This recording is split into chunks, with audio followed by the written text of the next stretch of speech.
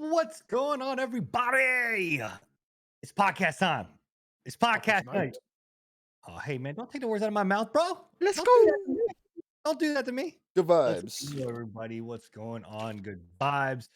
Professor Bill's with us. We've got Scruffaluffagus, and I hate the fucker below me. We're not even gonna talk about him. Nah, we don't have to talk about him tonight.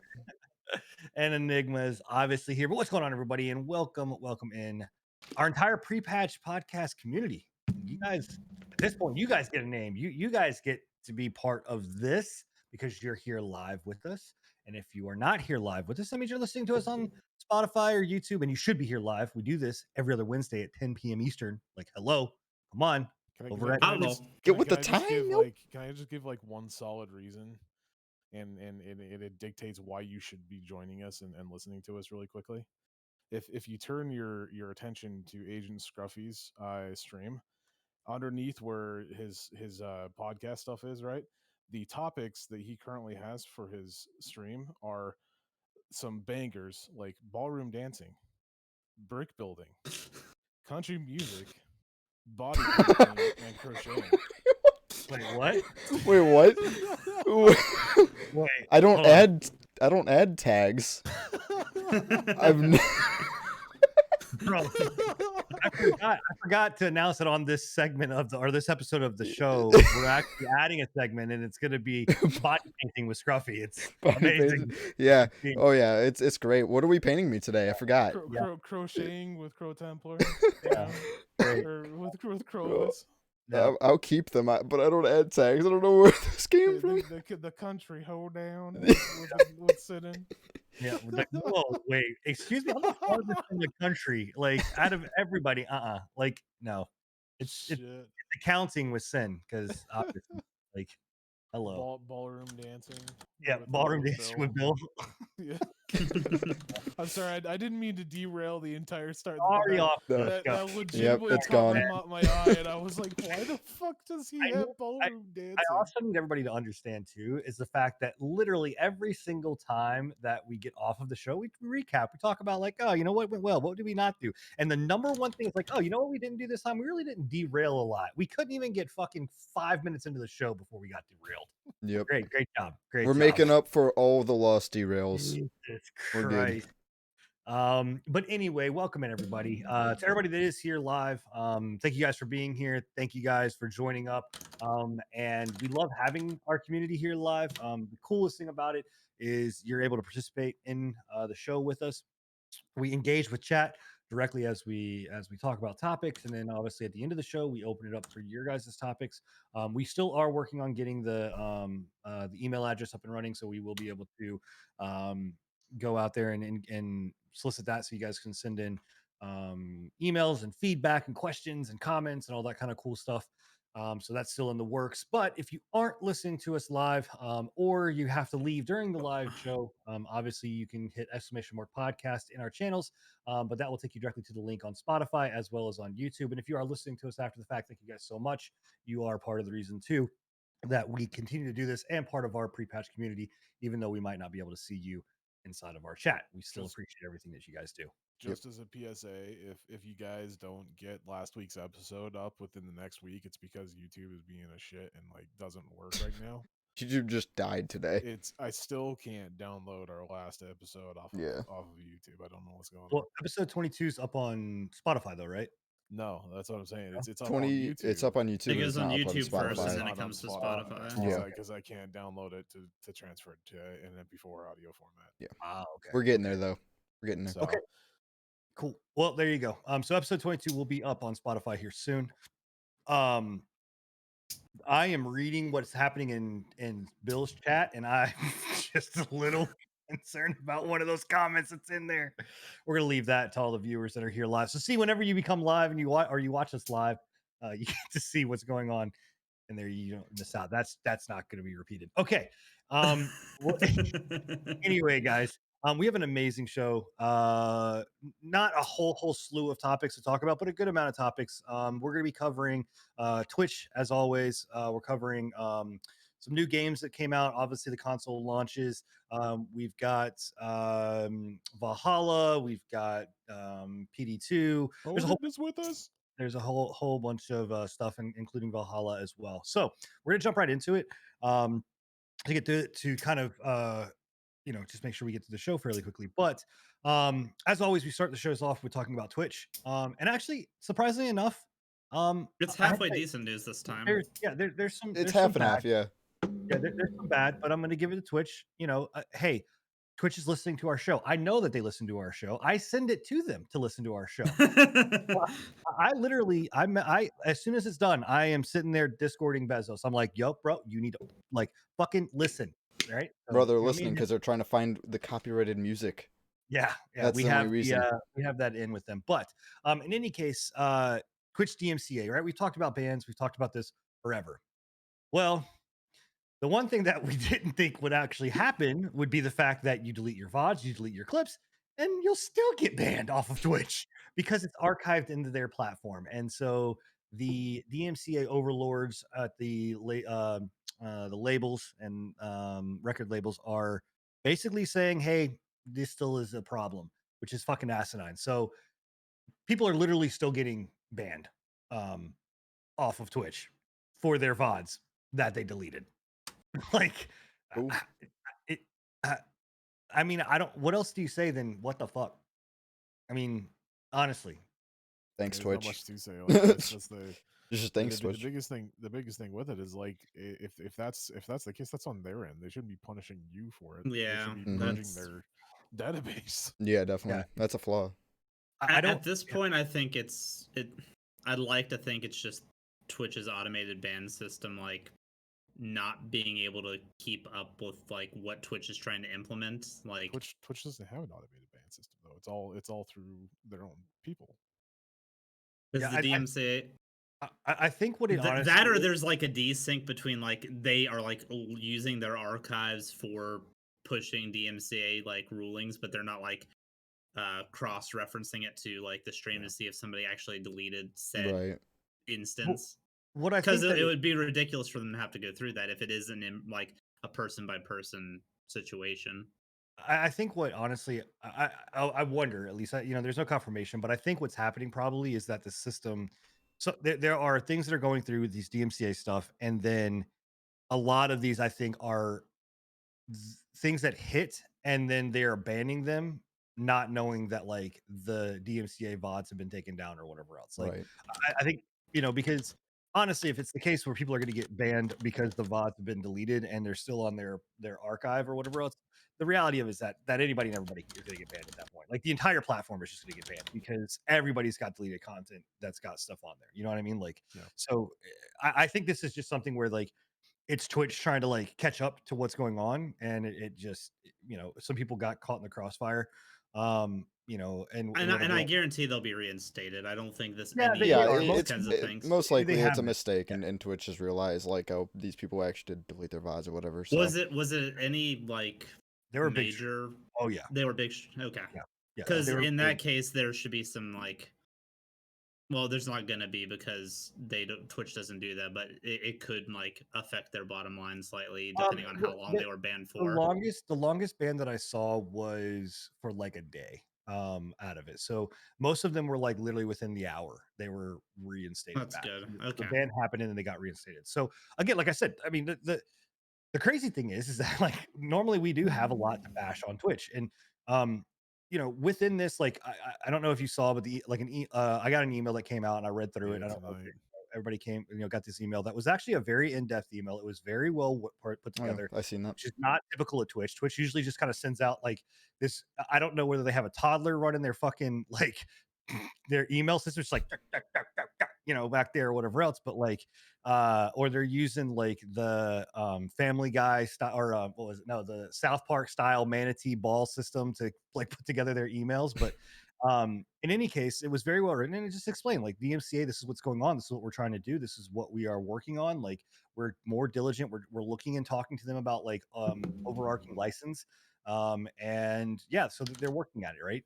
The one part of that email that kind of I don't know, it kind of hit me in a certain way was when they basically alluded that it wasn't their fault and that they tried to push it onto you, but they couldn't actually push it onto you.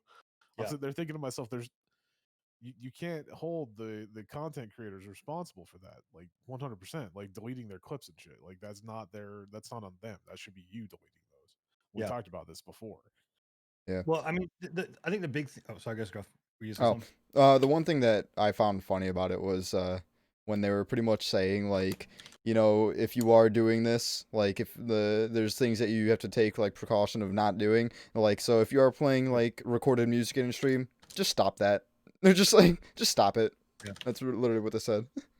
I mean, it's the big thing there is like I think it's just that onus of them trying to say like, well, we tried to warn you, right? Yeah. And whatever else, and you didn't want to do anything about it, so now we have to come to this. Well, and But that's like, what we talked about last week, right? It was right, like they warned him, they gave him 4 months to do it. So like I can see where they're coming from. They're like, we literally gave you 4 months to do all right. this. Mhm. So. Well, I mean, But on the other hand, like they gave us 4 months to delete VODs and stuff, but that's not that's not on us. They should have done that themselves, right. and then just Yep. made sure that everybody knew that this is the Well, reason. 100%. Because legally they can't enforce you to well, do the that. thing too that I didn't like necessarily about the email. Well, there's two things. One was that, and but also too, like at the very beginning of it, it's like this. The thing of being like, it just I mean, it blatantly says like we basically did not give a shit Yeah. until all of a sudden we got an influx. So there were like only 50 claims had been done in the year of like 2019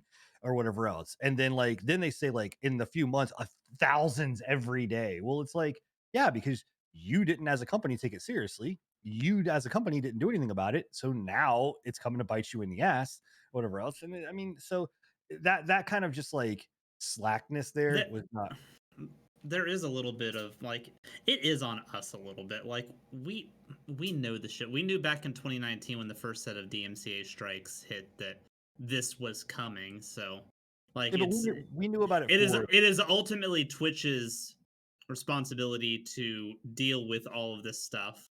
They can't push it onto the content creator itself, but still we knew it was coming, and if we wanted our content to be safe, if you're doing DMCA music, you knew it was coming, and it was gonna probably affect your VODs and your content moving forward. Yeah, but I think that the problem there was that it also lies in them and the way that they address it, and that's what they said, right? Was that they did not send out proper clarification. I mean, what we knew was that it was clips. That's what we knew. We didn't know VODs, right? And unless you were a lawyer in that field or understand that field very, very well, you wouldn't think anything about, VODs being an issue, right? We were told clips were the problem. We were told that, hey, you're going to get a part of your VOD is going to be muted because it's copyrighted music. Okay, great. So, like, what else did we know, right? So, like, I do put a heavier responsibility on Twitch to say, like, you should have communicated this better.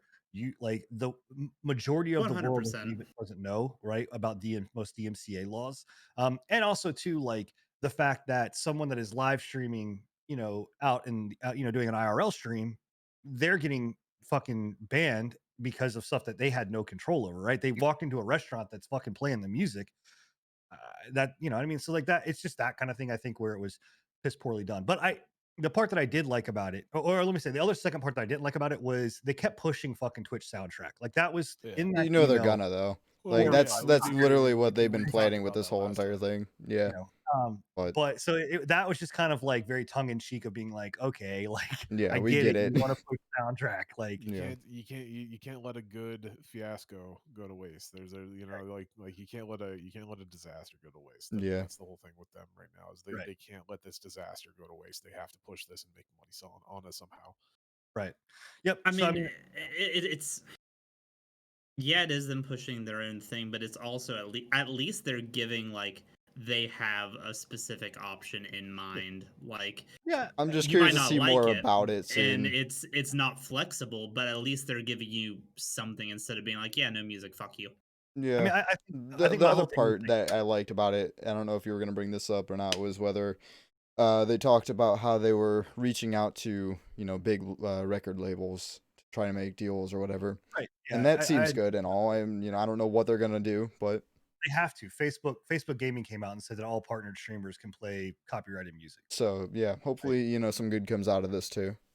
Right. So they have no choice. Yeah. In that one. So, but yeah. So then, that's the DMCA stuff. I mean, good on Twitch. At least they're owning it. They're not just leaving it out like they normally do with the most of the stuff that's kind of shitty and whatever else. They just let it go to the wayside. Um, but then obviously Twitch, we can't have Twitch without having some kind of bad shit, right? So they, obviously mid-roll ads, pre-roll ads, fucking ads in general has been a pain point, right? For this. Now, when I say ads, what do most people say, right? At least on the internet, Boo. ad blocker, right? They say go get an ad blocker. What did you say they said? Boo. Boo. Yeah, they say boo. Boo. They say boo. So you put out an ad blocker. Okay. Or Twitch's response, go buy Twitch Turbo. Well, that's not really a viable option when I'm already paying for Twitch Prime, when I'm already subbed to the channel. Like, yeah, that's not no. So in any case, they say go run an ad blocker. Well, Twitch then goes, okay, cool. Depending on the ad blocker that you're running, which is for most ad blockers, we're going to make sure that you're still going to see the ad, but if you can't see the ad, what we're going to do is we're going to lower your resolution for you. And I don't know about you, but there has been many streams that I've gone in and I've clicked on and I'm like, why the fuck is this not, why does this look like shit and whatever else? And it's because Twitch is basically running a system that if you have an ad blocker in place and the system recognizes it, it will lower it to 480p and that's it. That's Does as high as it it does it lock it to that, or does it even give other options? You cannot go any higher. Wow. You can see that there's other options. You But cannot. that's great out. You can't click on them. So 480p. And this was brought up by Dr. Lupo. And when I was on his stream watching it, and I didn't at that time get that, but bunch of other people were, and he basically came out and said, why do you stream in 480p? And he's like, well, it's because your ad blocker. Just go in, turn your ad blocker off, and you'll be able to see it like in normal stream. And didn't say one bad thing about it. And obviously, I understand he's on the payroll. He can't say anything bad about it, right? He can't be like, you fucking douchebags, right? But like, come on, Twitch. Like, there's better ways than this. Yeah. Like, Yeah. I Well, don't. ad blockers have always been a sore subject with any website, really. Not even just like YouTube or content creation websites. Ad blockers have always been an issue, and as well as like the revenue that people are missing from those ads, right? Right. To me, I don't know. It's a very fine line between what you're doing is stealing money from content creators, and what they're doing is fucking like extorting you for your your fucking view, right? And not necessarily the content creators, but the advertising companies that are doing so. Right. So that's my biggest thing is it's I like mean, and I'll give it a chat. Like chat saying it is, you're not right, you're not wrong. It's clever. It is a clever way of dealing with something, right? It's, hey man, Twitch, like you're being smart, right? You're being sneaky about it, but why not put that brain power towards something that would maybe like make that's this my a better biggest thing. situation? I don't know, like, and it's it does suck because you're not wrong when people in chat are saying no one's going to be willing to watch in 480p. You're not wrong. Right? You're not wrong. Like most people, like people pay fucking. I'm one of them. Pay huge amounts of money to make sure that their stream is the most beautiful fucking stream that you possibly can get, right? And then to hear like, oh, it's being downgraded to 480p because you're running an ad blocker. Like I have no control over that. Like that sucks. The thing that comes down to it too is like streaming and things of that nature is about control. It's about the engagement and whatever else. And I think Esfon said it the best when he was like, the problem with ad rolls and with this is not the fact that it's the ad, right? Because most of the time, like, yes, you may get 5 ads that run 10 seconds a piece. It's a minute worth of ads. Maybe most of the times you get about 30 seconds. It's still a lot less than what you get on regular TV or in like Hulu or anything of that nature. The problem is that it is live content. So like if something is happening live and then all of a sudden you have a big ass ad that takes up the space and your stream goes up in the top corner, think about a single player campaign. You've sat there with the streamer, you've watched the entire thing, and you're about to come to the very, very end, about to see who the killer is. Scooby-Doo's about to take the mask off, and all of a sudden, boop, ad, and now you can't hear the content, you can't really see what's going on, and it just sucks. Well, we have a bona fide like instance of this with me. A couple weeks back, we have somebody that we know that runs them like religiously, right? Runs pre-roll ads religiously, and I was sitting in there having a conversation with this person, and a mid-roll ad came through right in the middle of the conversation. I heard none of what he fucking said, and I was like, I don't even really want to know. I like it interrupted our conversation to a point that I think it was like 2 30-second ads, so it was like a decent minute worth of ads that I had to fucking sit through before I could get back into the stream to talk to this person. I'm like, I what we were talking about at that point was irrelevant, and I'll never understand. I'll never know what was said. Yeah. Right. So it's like it completely locks you out of that shit. I And mean, they streams. just need to do a better option. They need Yeah. to give you a better option. Because like streams, they have a flow to them, like, and it just totally like disrupts that.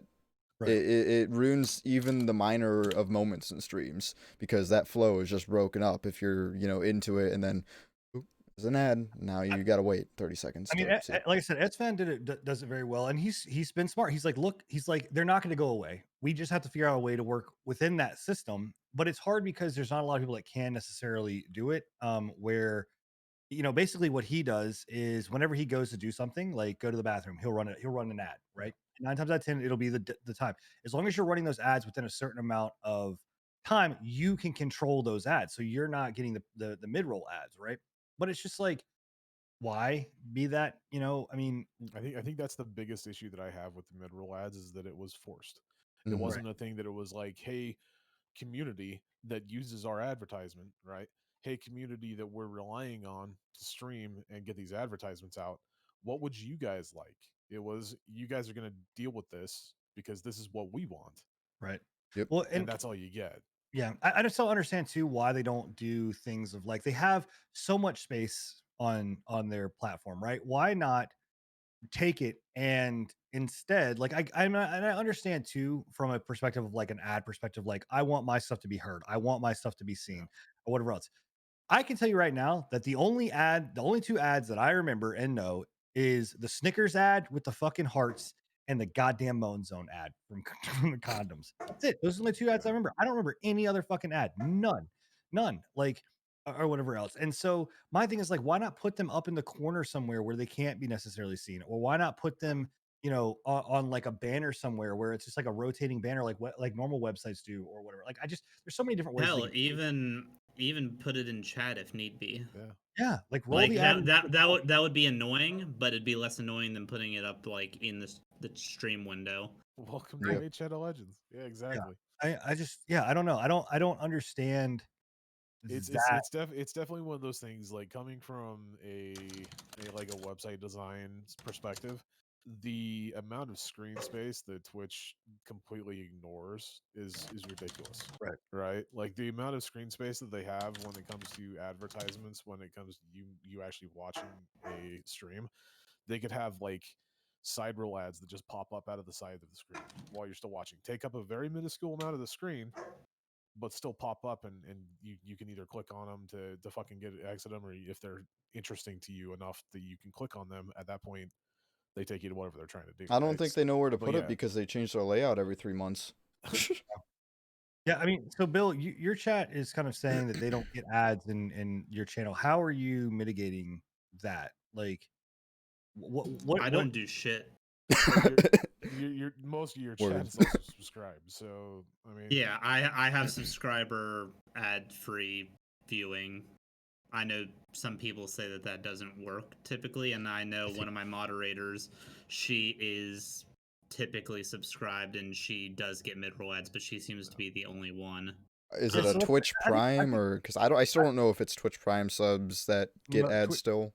Well, so I think that's the whole thing in all of this too, is like there's so much back and forth because for instance, there's sometimes where like I will miss my sub to like you, Bill, right? Like I don't have all my subs on auto.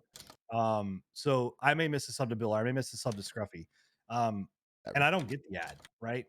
Like, and in fact, I lurk in a majority of your guys' channel and I don't get the ad. In fact, let me see, hold on a second. Like something. Yeah. Okay. So I'm subbing your channel this month, but there's just it's very weird. Or for instance, like Brain Stains, like I'm not subbed in his channel, Yeah, but I very rarely get them. I in don't get ads Brainstains. in his channel. So like I don't, and that's the fucking thing. Is like where are they coming? Like it's just so sporadic, right? Like, and I Do you think think that's it's do you think it's based on viewership then? I don't 'Cause know. have I no mean clue. I've noticed like with like I've popped into like a few like higher viewership streamers and even just new ones, and I mean I've gotten ads, but you know like you said I pop into like Brains and I don't get ads there, so I don't Or know. like ads. I highly doubt it because like I was gonna say I was watching Asmongold like a week and a half ago for like a good Yeah, like I 3 don't get. I hours don't and I get it. got nothing. Weird. Yeah, I don't know. It's weird. I don't know. I think, and that's the biggest thing is like, if you're gonna do this and you're gonna force it, definitely put some clarification behind it. I don't think they want to. I think they want to leave it very like mysterious and things like that because they don't want you to understand how do you get around it in ways or whatever else. But honestly, just be open and honest with it, like, and just be like, this is what's gonna happen. Tell me that you're gonna run, and that's what I would tell advertisers too. Be like, hey, you're gonna get beginning ads, right? Pre-roll ads. You're gonna get at every hour you're going to get 2 30-second ads or a 30-second ad or whatever else, and then at the end of the podcast you're going to get an ad, or at the end of the stream you're going to get an ad, like something of that nature, right? But I don't know. I don't know the fix here, but I know this is probably something that we're going to continue to go and see. So and that's what we'll say chat, in Bill's chat, Pork Chop, you're mentioning that about that specific streamer, that particular person runs ads. Like their fix, quote unquote fix, is that they are running ads in their channel. Realistically, they probably don't. They don't need to. Is the reality. But their thought is that will prevent it from happening. But like Enigma is saying, and like I've said, like it becomes a thing where I'm seeing more ads than I'm seeing gameplay, and it's just, it interrupts after a while. Yeah, right. I'm even if they gave like some sort of incentive to watch the ads, like because Dude, we like remember they used to do bits for that. yeah, the dude. bits, like maybe if they just gave a few bits here and there for watching actual mid-roll ads, or gave you channel points or something like that. I don't know.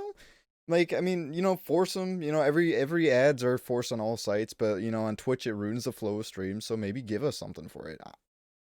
Can't be greedy, but I don't know. The good news is that Twitch is smart in trying to push these fucking ways around these ad blockers.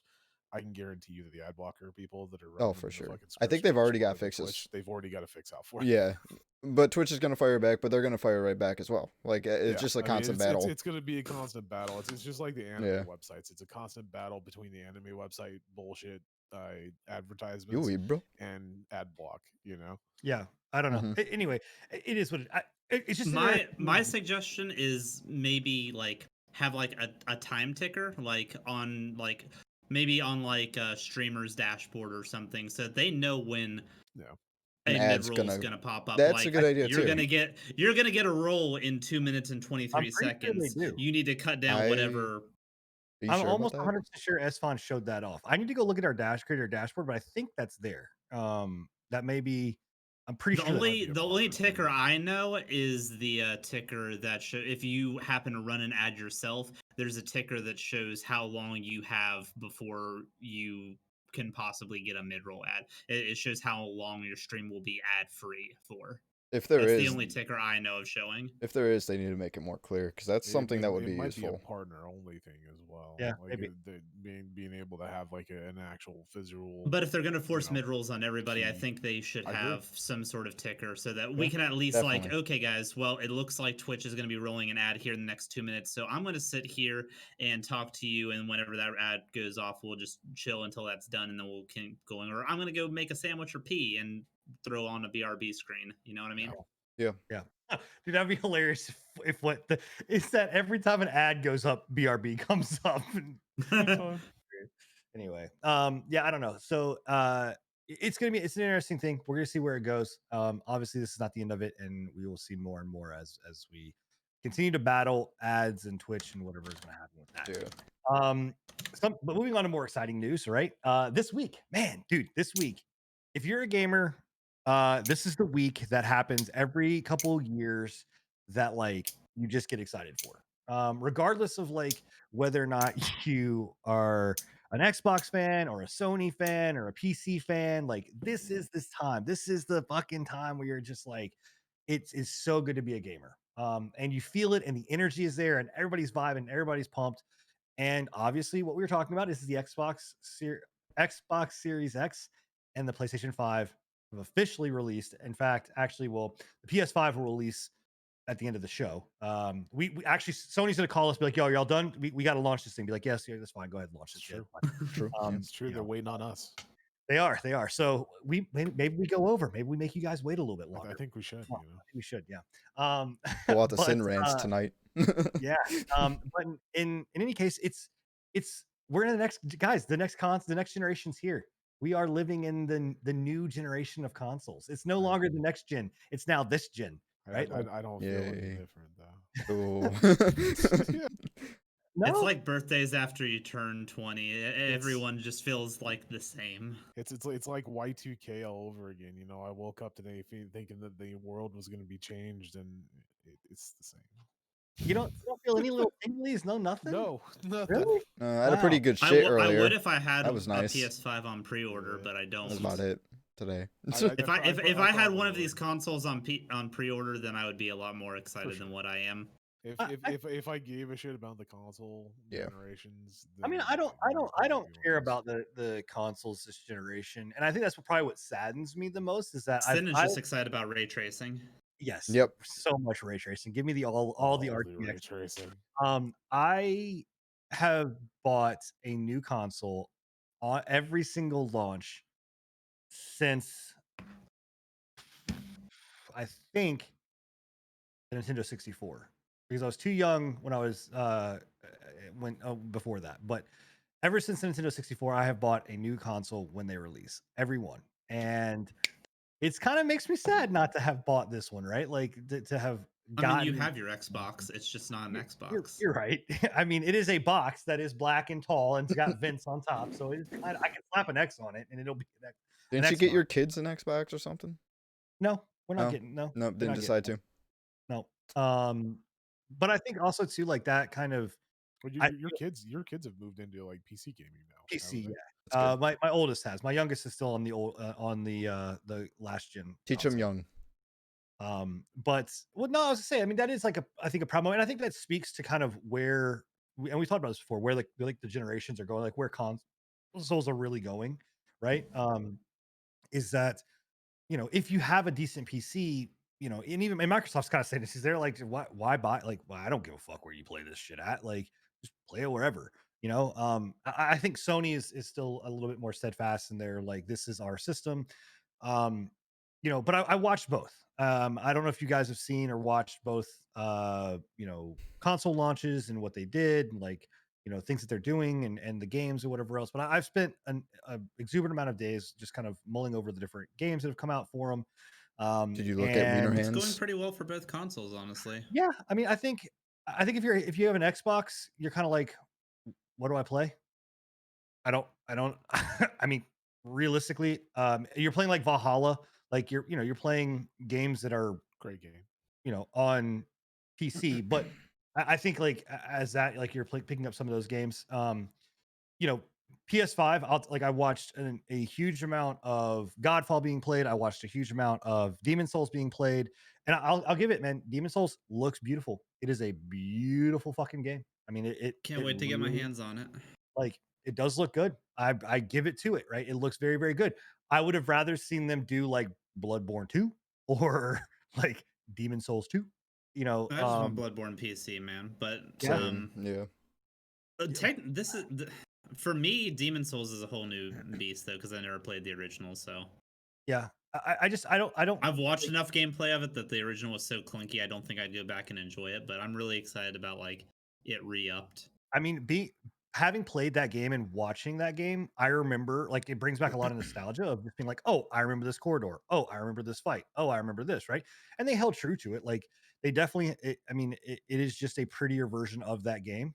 It still plays, functions. It looks like it handles kind of almost identical They to they the added omnidirectional rolling. That's the only thing I cared about. yeah. You're not stuck in 4-way rolling. But I mean, I know that it's I don't know. I guess on both of these consoles, I'm just kind of like, there's nothing there that really just I think screams like has to have it. And we've talked about this on numerous accounts. Yeah. Um, you know, it's all of it's pretty, all of it's flashy, but I think that a lot of the stuff and it's just when is it there's no more next gen, right? When is it just I like think this this is generation. gen and that's it, and we just continuously I think for Microsoft at least, I think this generation is the last generation, like 100%. yeah. I don't think that's going to be the case for PlayStation.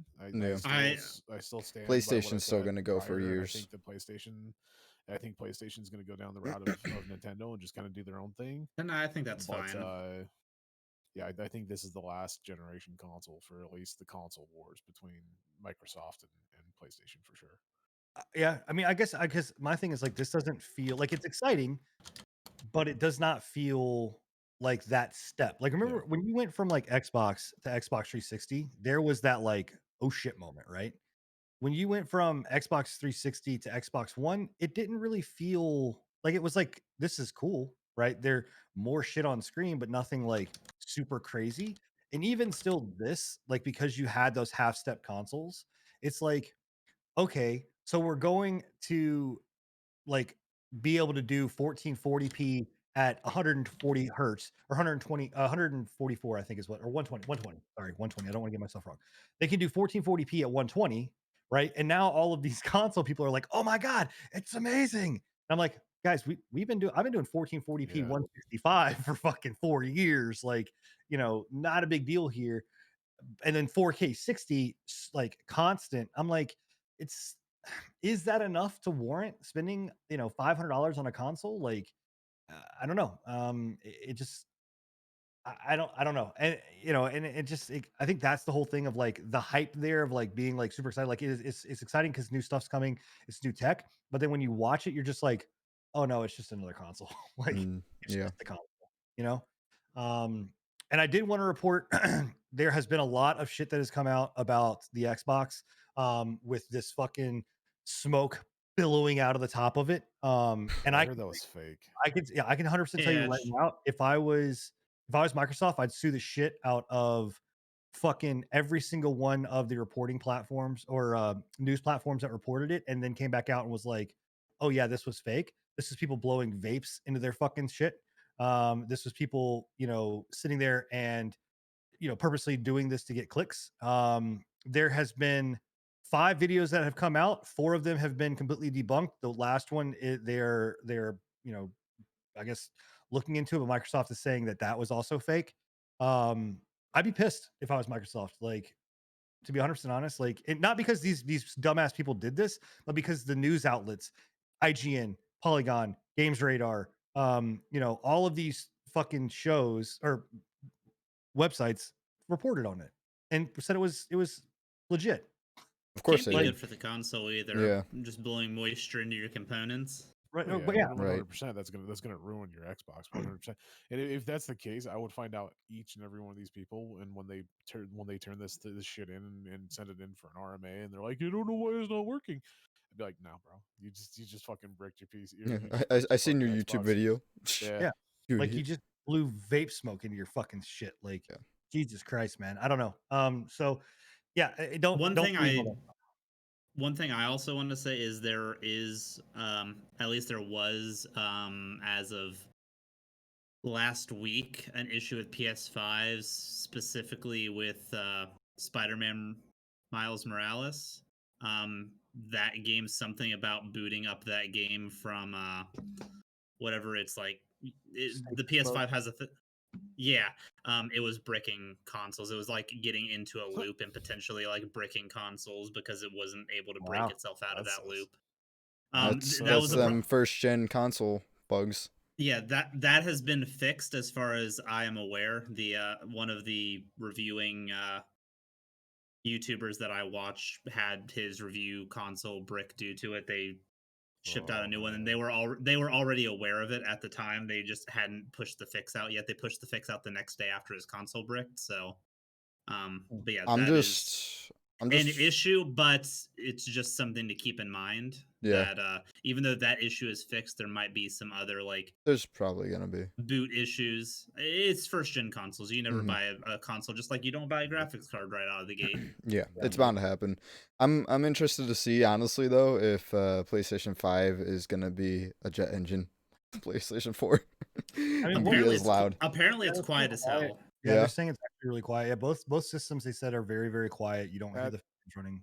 In today's day and age, in 2020, if you have a fucking jet engine with the kind of cooling and fucking fans that we have these days, I don't know what you're doing. With it at that point. Yeah, I mean, it was probably mostly due to just like poor It's conditions. 100% due to the fans and the fact that like they didn't have any fans. We'll find out more though whenever like you're not going to hear that in early, right? Because they're just not utilizing the platform to its fullest potential. I think once we get into like year 2, year 3, Yeah. year 4, where of this consoles, where they're using more of the power and they understand, like then we're going to hear, figure out where, I think both systems had the potential to be loud as fuck. I mean that the PS5 just looks like it funnels fucking noise just up and out, and so does the same thing with the Xbox. I mean, that thing looks like it just literally is just like a boombox in your ear. Just hook your Xbox up to the chimney so that the sound just echoes out of the There you top of your house. Yeah.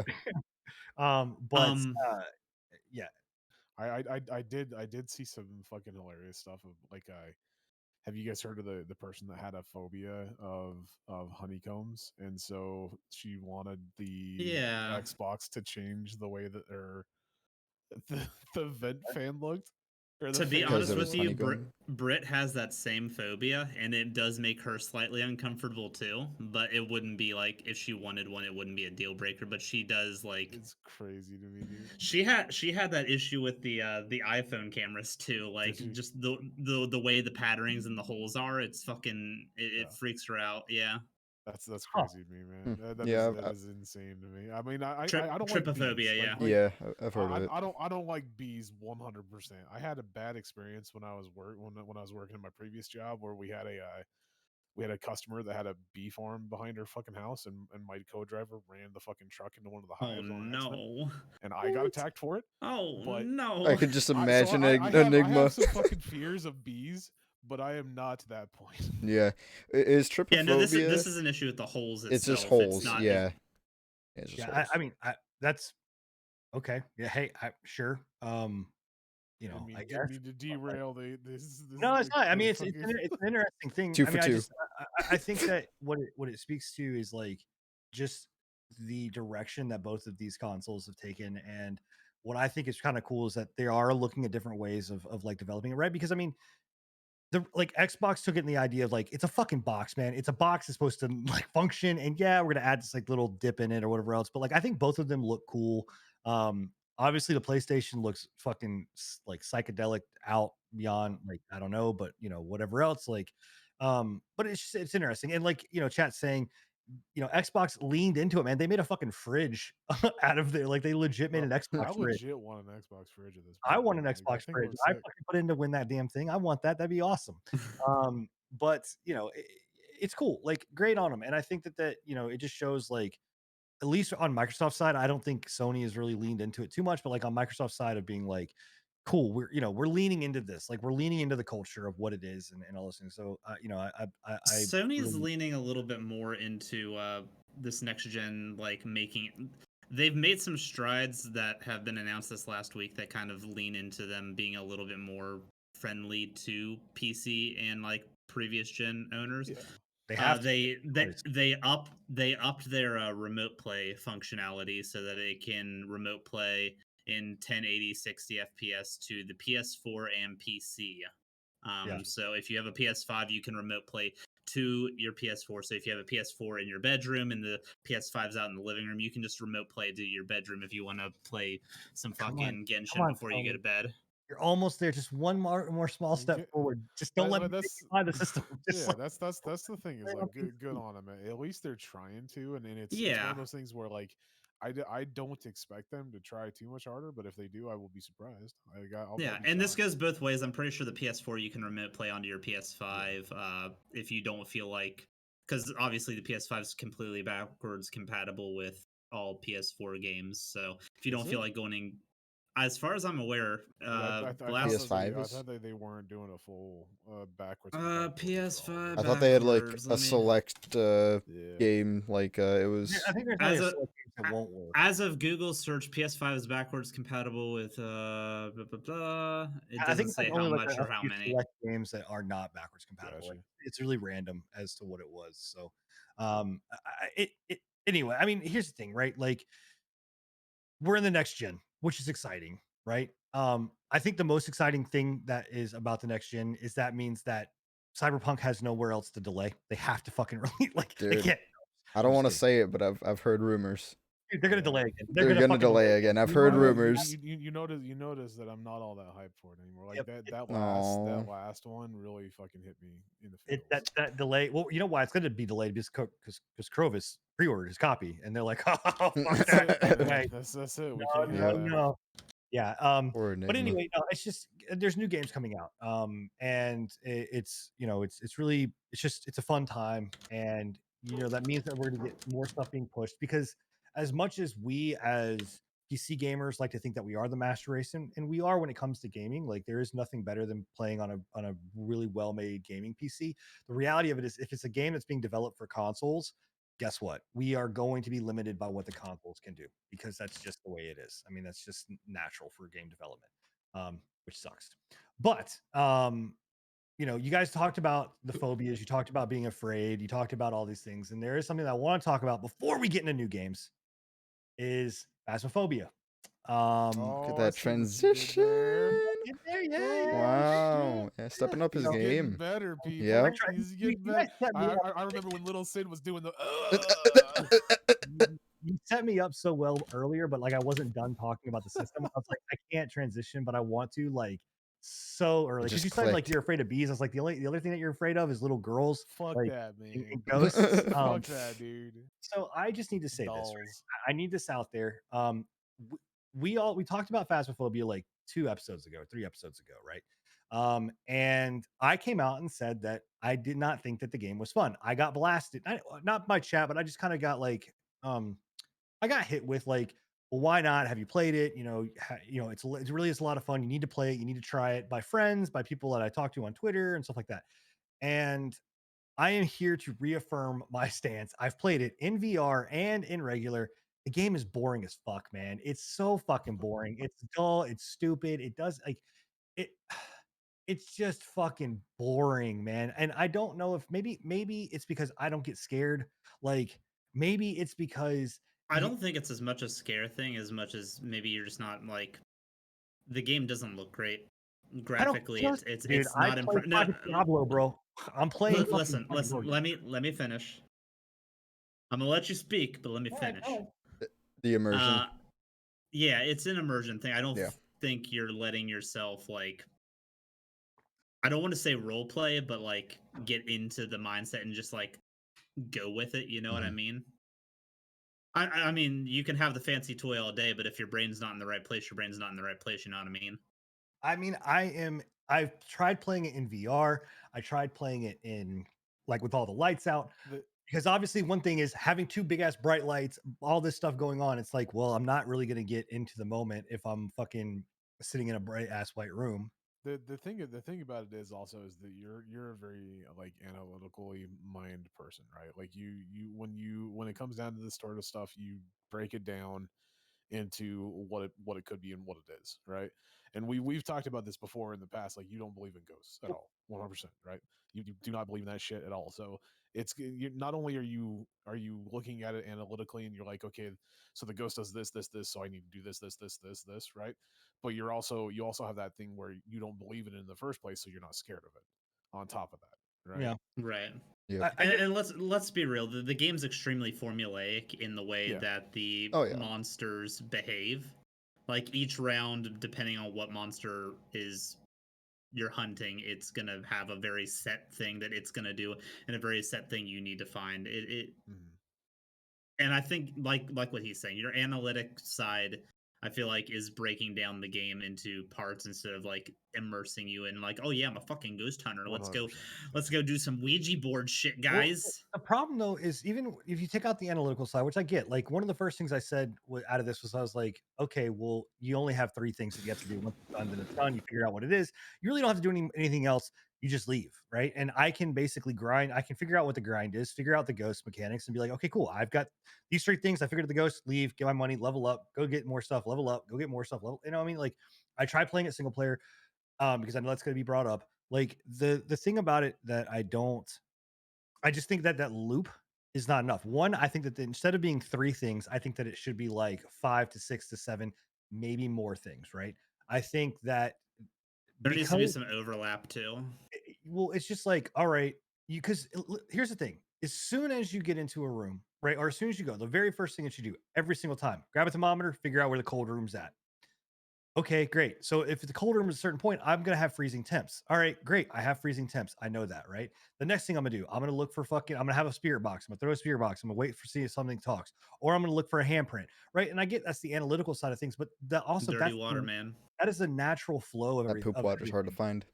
And the thing about it is, what I enjoyed the true. most was legit fucking with everybody. Like as we're in the room, I'm sitting here hearing like Enigma freak the fuck out. Scruffy is trying to figure Bro. stuff out, and I'm literally going behind them, clicking lights off and on, slamming Bro. fucking doors, turning Don't be You know how many don't be times? making fun of me, man. Do you know how many times I legit went into? We were playing. It was me and Buns and Scruffy and I forgot one of Scruffy's other Oh, viewers. Seth. Yeah. We were playing it, right? And do you know how many fucking times I went into a room and turned on water, and the next thing I heard was, "Oh my, hey, dirty water, dirty water." We Dirty heard water. I'm like, water. "No, We all it's ran good, to the bathroom. I'm like, oh, it's all clean. And no, I'm like, it's Sin's good." got to be in here. He pops Yeah, out of the stall. And I'm like, yeah, I opened the fucking bathroom door, like I'm picking shit up, throwing stuff, like Yeah. I'm literally like, there's like a little doll, like I'm throwing the doll, like Have they're they all, added player controlled ghosts yet? no, So I know No, that's something that's He a says plan. that It's he in does the want to roadmap, though. Yeah. See, I mean, like that's the thing that I think makes the game like worth it, because like I know the game isn't like the scariest for everyone like Sin, but I also think the game has another side of it of just playing with friends and like fucking around, having a good time, That's the biggest thing. just being a Everybody that Scooby I Doo know game, ghost busting besides and everything, and So I think the Yeah. game's worth it for 2 senses. If you are somebody who's likely, to get scared and you enjoy horror games, then it'll probably be a pretty good time, because it can be scary. It doesn't have jump scares. It's not as much jumpy as anything. It's more Yes, of it a is. cycle. It's like well, you get scared of little girls running at you. Fuck you, It's boy. more of like a psychological horror. Your heart starts beating. You start getting chased by a ghost. So it's like, oh god, what am I gonna do?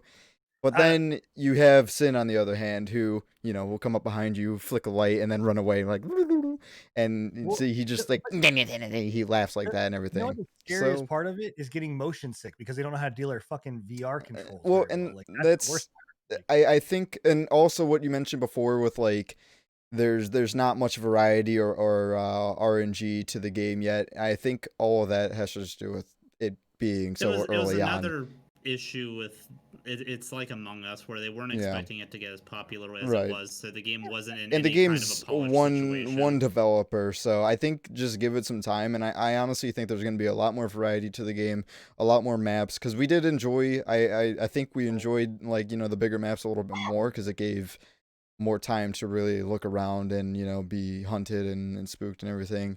The creator came out today, I think, and said that he's going to be releasing a new map, a prison map. I think is what he said. That's sweet. Yeah, but So, and he also said that due to the popularity of the game, he's had to shift his focus from things that he already had on the roadmap to things that the community has brought up that would work better for the roadmap. hmm So it's already pushing the game towards a better position as is from the popularity. like, And that's good that he's you listening to know. the community as Yeah. well.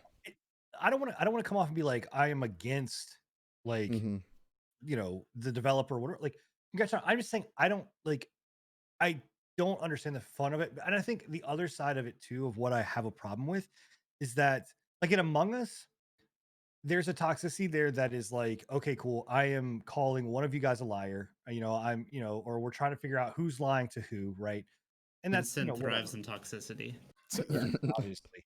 But I can't believe he the doesn't thing play about Siege. that, it really does become a point where you're just like, this isn't a ghost hunting simulator. This is a bullying simulator. Like you legitimately are bullying the ghost. Like to be like, come out, you fucking piece of shit, bitch. Like you're just like yelling and screaming profanities and this It stupid thing's it, name it, over and You over. do. it does You have do. You're trigger not words. supposed to, but I, you do. But it does have trigger words for certain It does have curses. trigger right, words, like yes. it does. And so Yeah. like it's just the thing about it is like what you know like my very first instinct of getting into the game was when I was in VR. I walked up and I was like, I fucked up this ghost's fucking like Chester drawers and was like, "How you like that, Karen? Does that piss you off?" And I'm just over here fucking shit up. You know what I mean? Like, It's I true. Sin's immediate instinct was bully the fucking shit out of the ghost as soon as we yeah, looked but into the it's game. not. I It's think not it's just really. how you take the game and how you want to play it. I mean, Bro, I've watched it, many of people, and then most people go in there and be like, "Show yourself, you stupid piece of shit." yeah, You know, and and that's the fun of it too.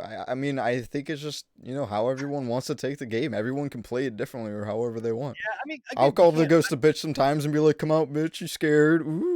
I've called a bitch the ghost a bitch and then ran out of the fucking Yeah, dark I think that's fun. So because I don't want to see what comes after that.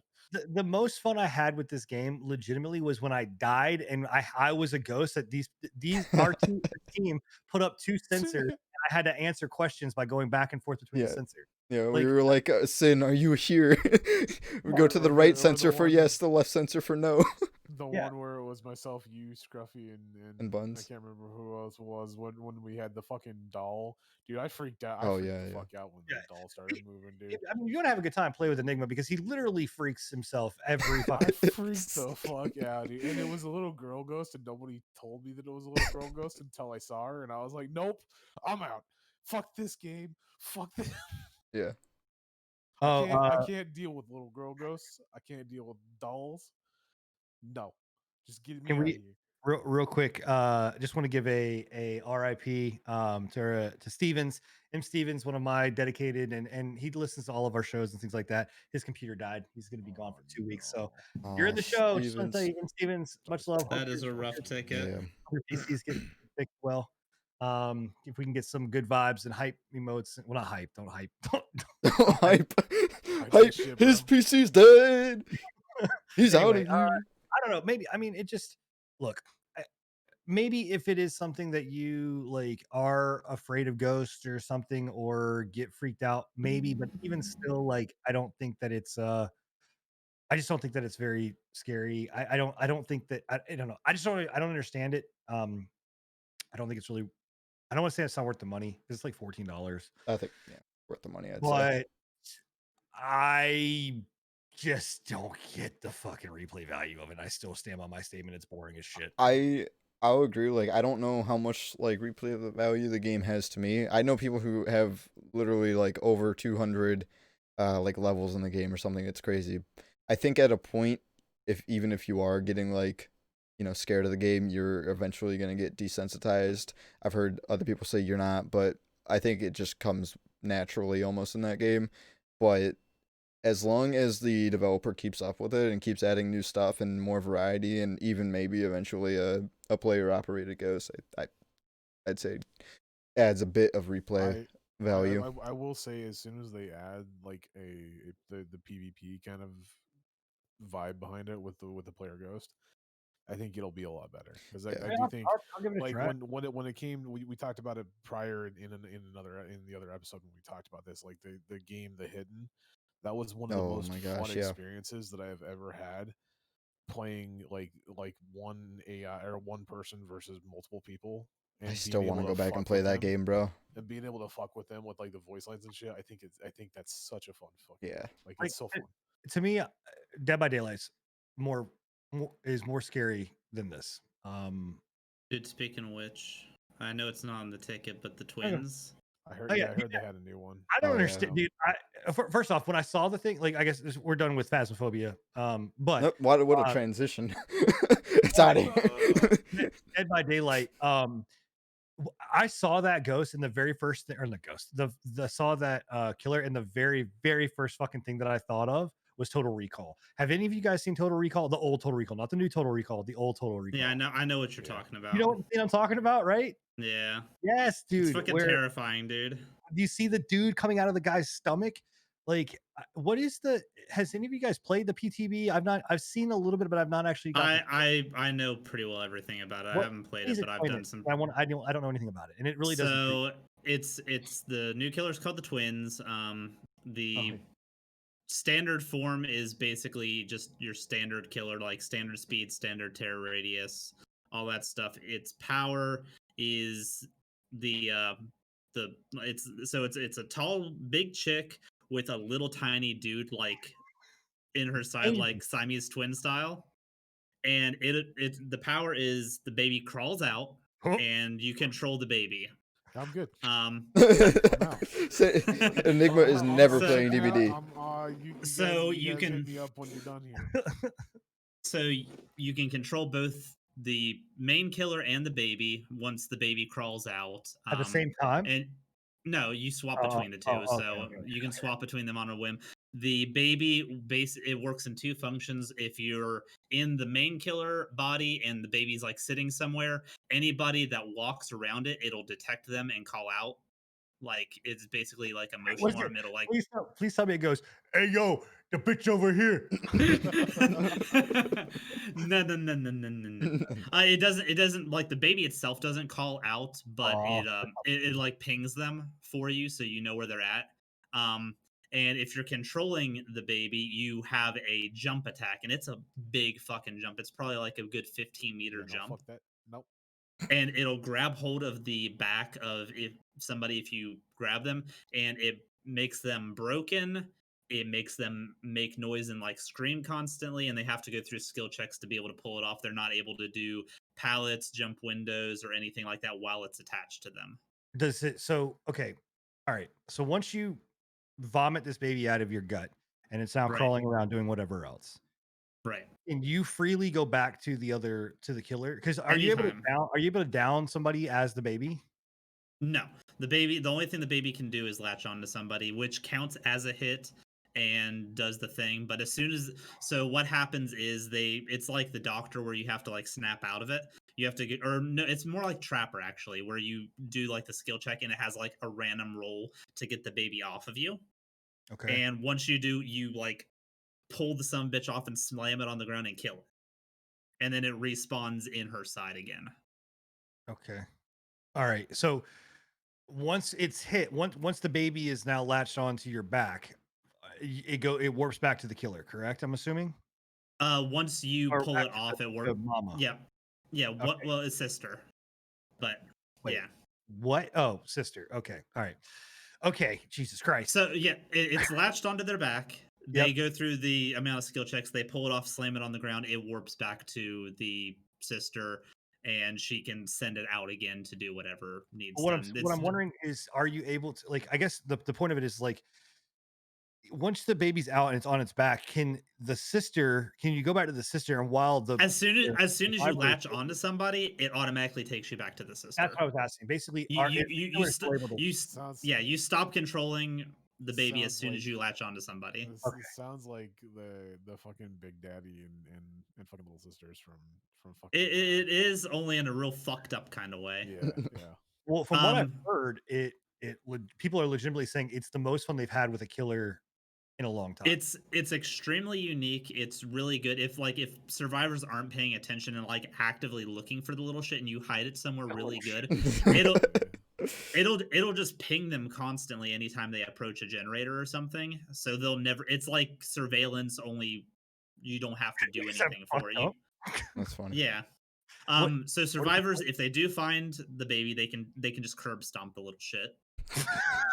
Jesus Christ. just fucking boot kicking across the fucking field. If you're not controlling the baby, and you're in the main killer, and they find it wherever you hit it, they can kill it, and it'll warp back to you, and it'll stop pinging them. You get a notification when it dies, but that's it. Is there a delay? Like once that happens, is there a stun effect on sister, or is she just like no? Whatever? She has no effect. There is a cooldown before you can redeploy it again. It has to like regrow. Also, if you drop a pallet on it, like if the baby's chasing you and you drop a pallet on it, that kills it as well. Oh, that's fucked up. I feel like the baby should be just like crawl right underneath the goddamn thing. Please tell me it crawls like a spider, bro. Please tell me it's like. Oh yeah, it's on all fours. Like no. you can leap through windows. You can leap over pallets if they've already been pulled down. Oh my god. Nice. Like I said, it's like a 15 meter, and it's a really fast jump too. Like does it? It's like it streams while it jumps. Yes. The only thing that would make it worse is it's like if a huntress hatchet, fucking, only sentient. The only thing that would make it worse is if it was like crawling on its back, like bent over with its fucking Crab arms. walking. Yeah. You know? Yeah. And Like The they do Grudge. have some pretty good perks. So Or one of The the perks Exorcist. is if anybody searches a chest, it pings them. There's another one that I can't remember right off the top of my head because I think it was fucking garbage. But the big perk that my chat's saying is probably going to be meta is on a cooldown, if you bop a gen, any gens that have been worked on that are not currently being worked on, it'll act like you kicked them as well, up to 3. So kicking one gen could potentially kick 3 gens. So wait, so if you go up and you kick a gen, and there's gens that have been progressed but are not currently being worked on, it'll kick them as well. Do they have to be within a certain meter? It's got to be within a certain Nope. meter, right? Nope. What? Global. Holy as long as the gen is not currently being worked on and has been like progressed any amount, it kicks them. Holy fuck!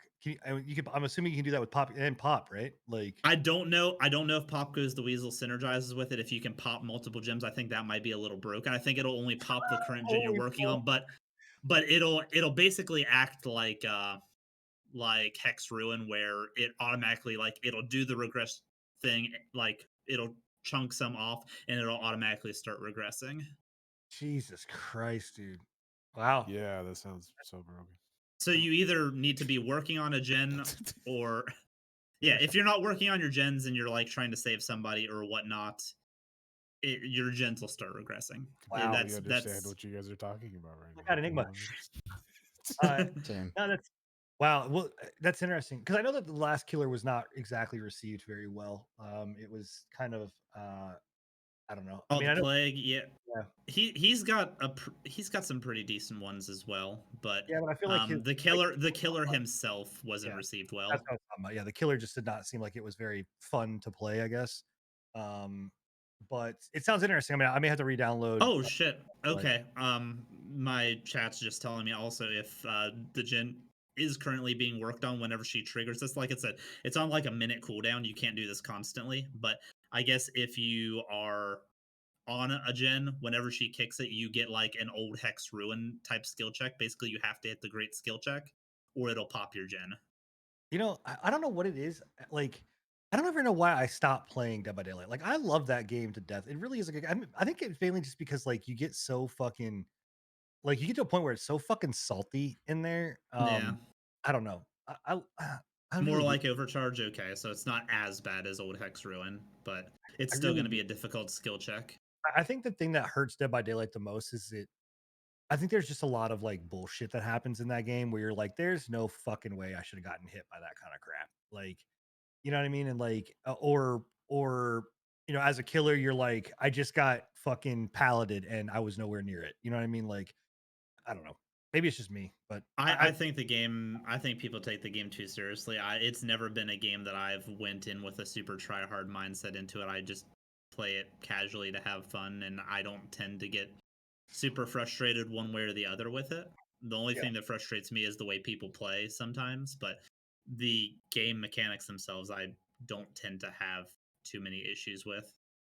Yeah, well, I think that's the thing that they come out to, and they're like, "We fixed this," and they didn't fix it, or whatever else, or it's still fucking broken. But I don't know. It's interesting. I may download. I'll have to. I've bought every fucking killer in that game because I support This them. killer looks like it's I'll a have good to. one to get. The only downsides I can see with this killer is if they continually find your baby and you're not able to capitalize on that aspect, um, then she's just your standard Yeah. M1 killer. Yeah. Yeah.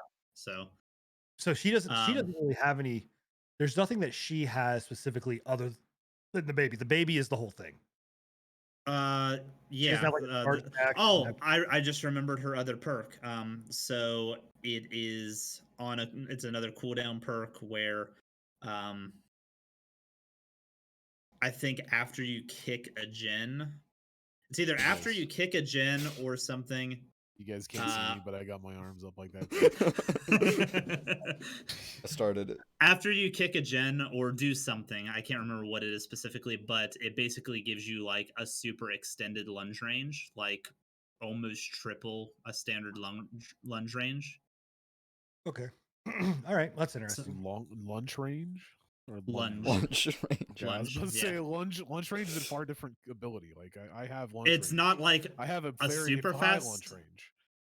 100% longer. Okay. It's not like a super fast lunge, but you can like fully like steer while you're in that lunge. So it's kind of like a short range Billy burst. Huh. Okay. Well, I'll definitely. I'll have to try it out. Wait, what's a Billy burst? And let's do some. Maybe I don't want to know what a Billy burst is actually. I'll tell you after the stream. That's Yeah. I'm still trying to figure out what a lunge range is. Yeah. Maybe Bill. Maybe we can do maybe a kill your friends or survive with friends at some point in time. I'd love to jump into the Tinta crew and yeah, play man. Dead by Daylight with you guys. So yeah, before we go in and talk about two big games that are games that I want to spend a good amount of time on, I do want to talk about another game that has come out actually today, technically at 4 p.m. today here. I don't know, it's so fucking weird, but it's technically a PS5 launch game. Is Godfall. And you know, I don't know if anybody, if chat has been following Godfall. This is actually a game that I followed pretty closely because I was really excited for it. I really wanted it to be something really cool. As you guys know, I love fucking like looter games, like Diablo. I love you know, MMOs. Now, is this like a looter Souls like? Uh, Is it more honestly, like man, Destiny? no. So, Bill, you kind of hit it on the head, man. It really is a looter Souls. Actually, to be 100% honest, when I see the gameplay, I'm like, this is maybe a game that Bill would probably enjoy a lot. Um, I but at don't the like same time, looters, man. Like It looks this I is the get heavy Destiny vibes from to, it. Yeah. to me it looked, when I was looking at it, it looked a lot more like fucking Monster Hunter World in some yep. cases. So this all goes in the right direction of what I'm kind of saying about the game is that we've talked about New World not knowing what it wants to be. No. But that this game, it's not that it doesn't know what it wants to be, it's that it wants to be all of it. Like, so you've got the Destiny and Diablo style loot, right? You're constantly getting things that are just happening and like on the ground where you're picking shit up. You've got like it's trying to be super fucking pretty, which it is. It's a gorgeous game, right? It's also trying to like be very much of like the MMO with like different stats and like DPS, different kind of DPS. You then on top of that have like the elements of Borderlands where it's like this one weapon, but then it has different types of mods that are like one is like earth DPS and there's another one that's fire DPS and this one has a slight different alteration change. So like it's got that, and then on top of it you've got like this Souls like thing where you're going after one main like a big boss and you've got to fight. They have certain mechanics and it's not exactly easy and you've got to like figure out how do I get around you know, and the boss mechanics look really cool, right? There's some of the stuff in there that actually looks really good off of the bosses that I've seen.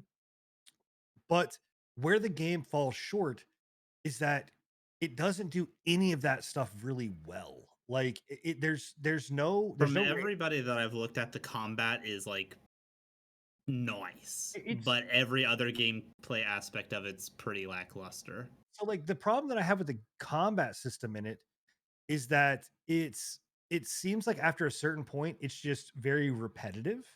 I would say like out of the games that we're going to talk about tonight, the other one of the other games we're going to talk about, I would much rather play Valhalla than this, because this and Valhalla are very similar in a lot of ways when it comes to the core like mechanic of fighting, and then also to like the loot system that is in the game. Oddly Uh, enough, I've heard the opposite. I've heard Valhalla's combat's the weaker point, but we can get to that whenever we get to Valhalla. so yeah, so the difference in this is like you have 12 total like um suits.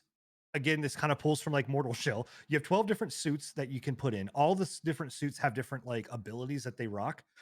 So one may do like Sounds is it more like is it like Mortal Shell, or is it more like a Warframe type thing? a little bit of both, because the Mortal Shell aspect of it is like there's only like certain shells can only, or shells, fuck, certain Valor plates can only have affinities for certain weapons. So like these weapons will work better in uh in the hands of that kind of character, right? Okay. And then you have the Warframe aspect where that certain shell or plate has certain abilities too. So like again, this is what I'm talking about. It's like they tried to like grab all of these things, which in theory sounds great. It's like, cool, we're gonna grab all the coolest shit out of all these games and we're gonna slam it together into one, but it still doesn't like it doesn't do them well. And even in the combat, like when I watched it, for me, it did not seem like it resonated when I hit somebody. Like, when I go in for a hit on a game, I want it to kind of feel like I'm like, even if there's not feedback or rumbling on a controller or mouse and keyboard, you still know like you can feel that hit. Like in Mortal Shell, when you hit something, or in Dark Souls, when you hit something, you know you fucking hit it. You know what I mean? Like, Big thongs. right, you can just there's a feel that you can get. In this game, it doesn't. And again, I've not played it, so I can't say that I can't say verbatim that I can feel it, right? But like it just from everything I've seen, it just does not look like it registers super, super well. Um, and then on top of that, like that there's a lot of like UI issues that I'm seeing that, those aren't obviously big deal breakers, but like you can't mass salvage shit. So and when you're talking about a game where you're getting like a huge chunk of stuff, like I was watching one streamer and he literally got 30 items and had to one by one click on salvage, click. And it's not like you can click and then hit a button to salvage. Click on the item, then you have to drag it down and click salvage. So they And you have definitely need some quality of life features. Yes. And then on top of that, you have the issue where uh the game loop is very much this is where it pulls into Monster Hunter, right? So you have your level where you go in and you have to go get essences of these of certain things like water, wind, fire, the fucking, our hearts our stones combine. ELO, Love. What? Earth, Wind, and Fire. Are we Oh. about to go back to the 60s? September, yeah. But anyway, so you go and you get these essences, but like but each stage has like a boss or like a thing that you have to go hunt down or kill. Um, and that's very much like Monster Hunter. But the grind is that you then have to go and regrind all of these things over and over and over and over and over again to get the stuff to be able to level your character up, to be able to, get better gear, which is fine if it wasn't that it's the same shit over and over and over, and not in a way of like MMOs or even like in Diablo. I love grind games. Trust me, I love them. I love them to death. But this type of grind where it's like there is a meaningless grind, you're not even adding any kind of like difference to the level. You're not adding variations to the characters. You're not adding enemy archetypes are completely different. It's just the same fucking level, and that's it. And you're going and grinding it again. Like that kind of stuff, I'm just like, it's not okay. And I think the worst part about all of this, if this was like a $40 game, a $30 game, if it was $30, even though it's on Epic, I would probably be like, cool, I'm gonna buy it. I want to, even though like it's Epic, like I know down below here, won't touch it with a 10-foot pole. I really hate Epic, but I am very intrigued in this game and would like to have tried it. there's no fucking way at $60 I would ever buy this game, and there's definitely no fucking way at $70 because it is a fucking launch title that I would fucking buy it. Is this 70? They did 70 that. bucks. Yeah. Wow. It's $70 on PlayStation, and On Epic too? no, it's $60 It's on 60 Epic. on Epic. Okay. The I think the biggest thing that you can look at this and go, this is a game that it's riding on the hype of a new console because it's Yeah. flashy, it looks pretty, it's got all the glowy elements, right? But it doesn't deliver in the gameplay. And they're just being like, well, what else are you gonna play? There's nothing else to play. Like, you know what I mean? Right. Reviews When aren't I- looking really good for it either right when now. I, Either it's got a 60 on Metacritic. When, Yeah, when I saw it, when I first saw it in E3 or whatever it was when they first announced it, I was intrigued, and I kept tabs on it for a little while. But like the last showing that they did, I don't know if it was in E3 or the games conference or whatever it was. They popped up that little fucking Epic Game Store, and I was like, nope, get that shit out of here, fucking delete it. Now, is it 4-player co-op? No. No. Is there 2? even any co-op to it? Wasn't Yes, it- so there is co-op, there's no It's matchmaking. only 2-player co-op. No, 3. Oh, okay. 3-player? Wow. But it's only friends. It's only only friends? friends. There is no matchmaking system. That makes sense. Maybe So it's they'll gonna be add my new matchmaking. cam site, only friends, not only fans. Yeah. Maybe they'll add That's actually a matchmaking good when they idea. add like raids or something. Yeah, man. Let's Assuming talk they about add it, raids. bro. I got That's you, a good boo idea. boo. I don't think they're gonna add raids. Like Really? that's You'd- no, I don't like that. I think that this is they're going to try to play this as like the Monster Hunter style, like where they're gonna add new stuff to it at the end. But like I think people are I- gonna get so bored of that. they are like people are already kind of getting Yeah. there. It's just like Yeah. what do I need to do, you know, to add some kind of variety? And people in chat are saying, so I do want to clear, like people in chat are saying like, yeah, but it's like Warframe, or you have to love like that style of grind. That's not what this is. And I really challenge you guys to go like watch a lot of the gameplay that's there, because you'll see exactly what I'm talking about. It's not that it's just the same level. It's the fact that like it's not only the same level. It doesn't feel good. It doesn't look, or it doesn't look like it feels good. I can't say because I have not played it, but anybody with a brain can sit there and watch it and understand like what how the game feels and plays if you were in the hands of the person doing the controls.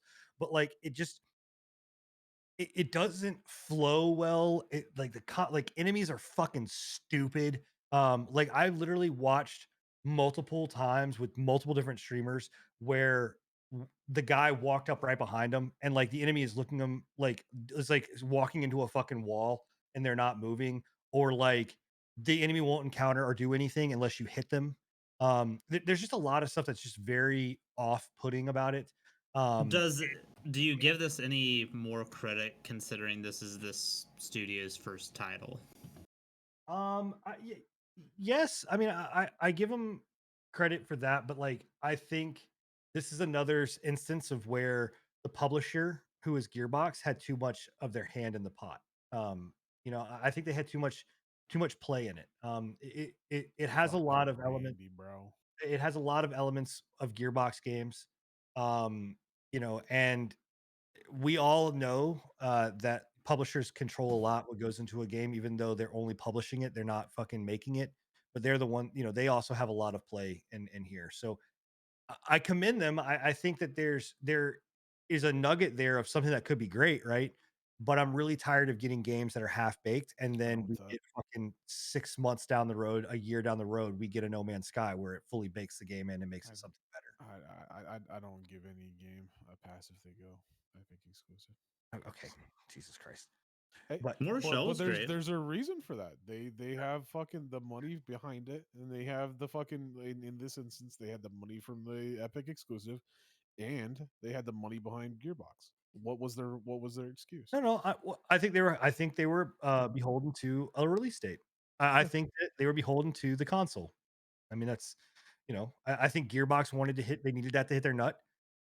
And I think people are gonna buy it. I think people are gonna fucking spend. It's the they're one gonna- world, so they're gonna play on their The, PlayStation. the Right. combat, I'm gonna be real with you. The combat looks great. The combat looks like something I would very much enjoy. And I'm not a big enemy to like the Diablo style loot system. Like Borderlands has that, so I'm okay with that. I'm not okay with the more Destiny style grind with like power level and stuff like that, where you need certain levels of gear to unlock this thing just because fuck you. That's why. I mean, it's.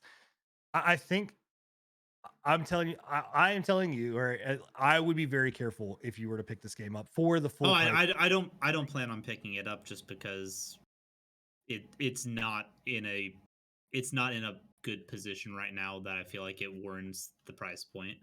I mean, it has potential to be very good, and I think It does. it screams you like because of the style of the game, like in the sense of like the way that the enemies are or the boss battles are done.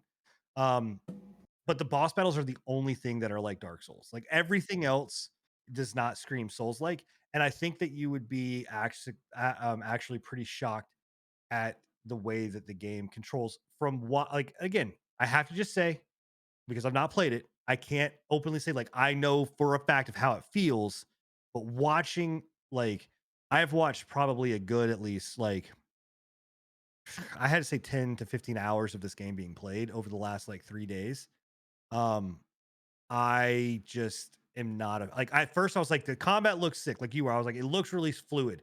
And then after I watched it more and more I'm like stuff's not connecting. This isn't hitting. Like this stuff doesn't look great. Like it looks pretty, but it doesn't look like it feels good. And I had a couple of creators I asked, and they were like, "Yeah, it doesn't handle very well. Like maybe on a controller it would be better, but on a fucking mouse and Well, all keyboard, Souls like should be played on a controller, but this isn't a Souls some like. people That's like the to problem. rebel about that. Well, I think most like real time action RPGs should be played on unless they're isometric. I feel like they should be played on controller. I feel like Yeah, yeah.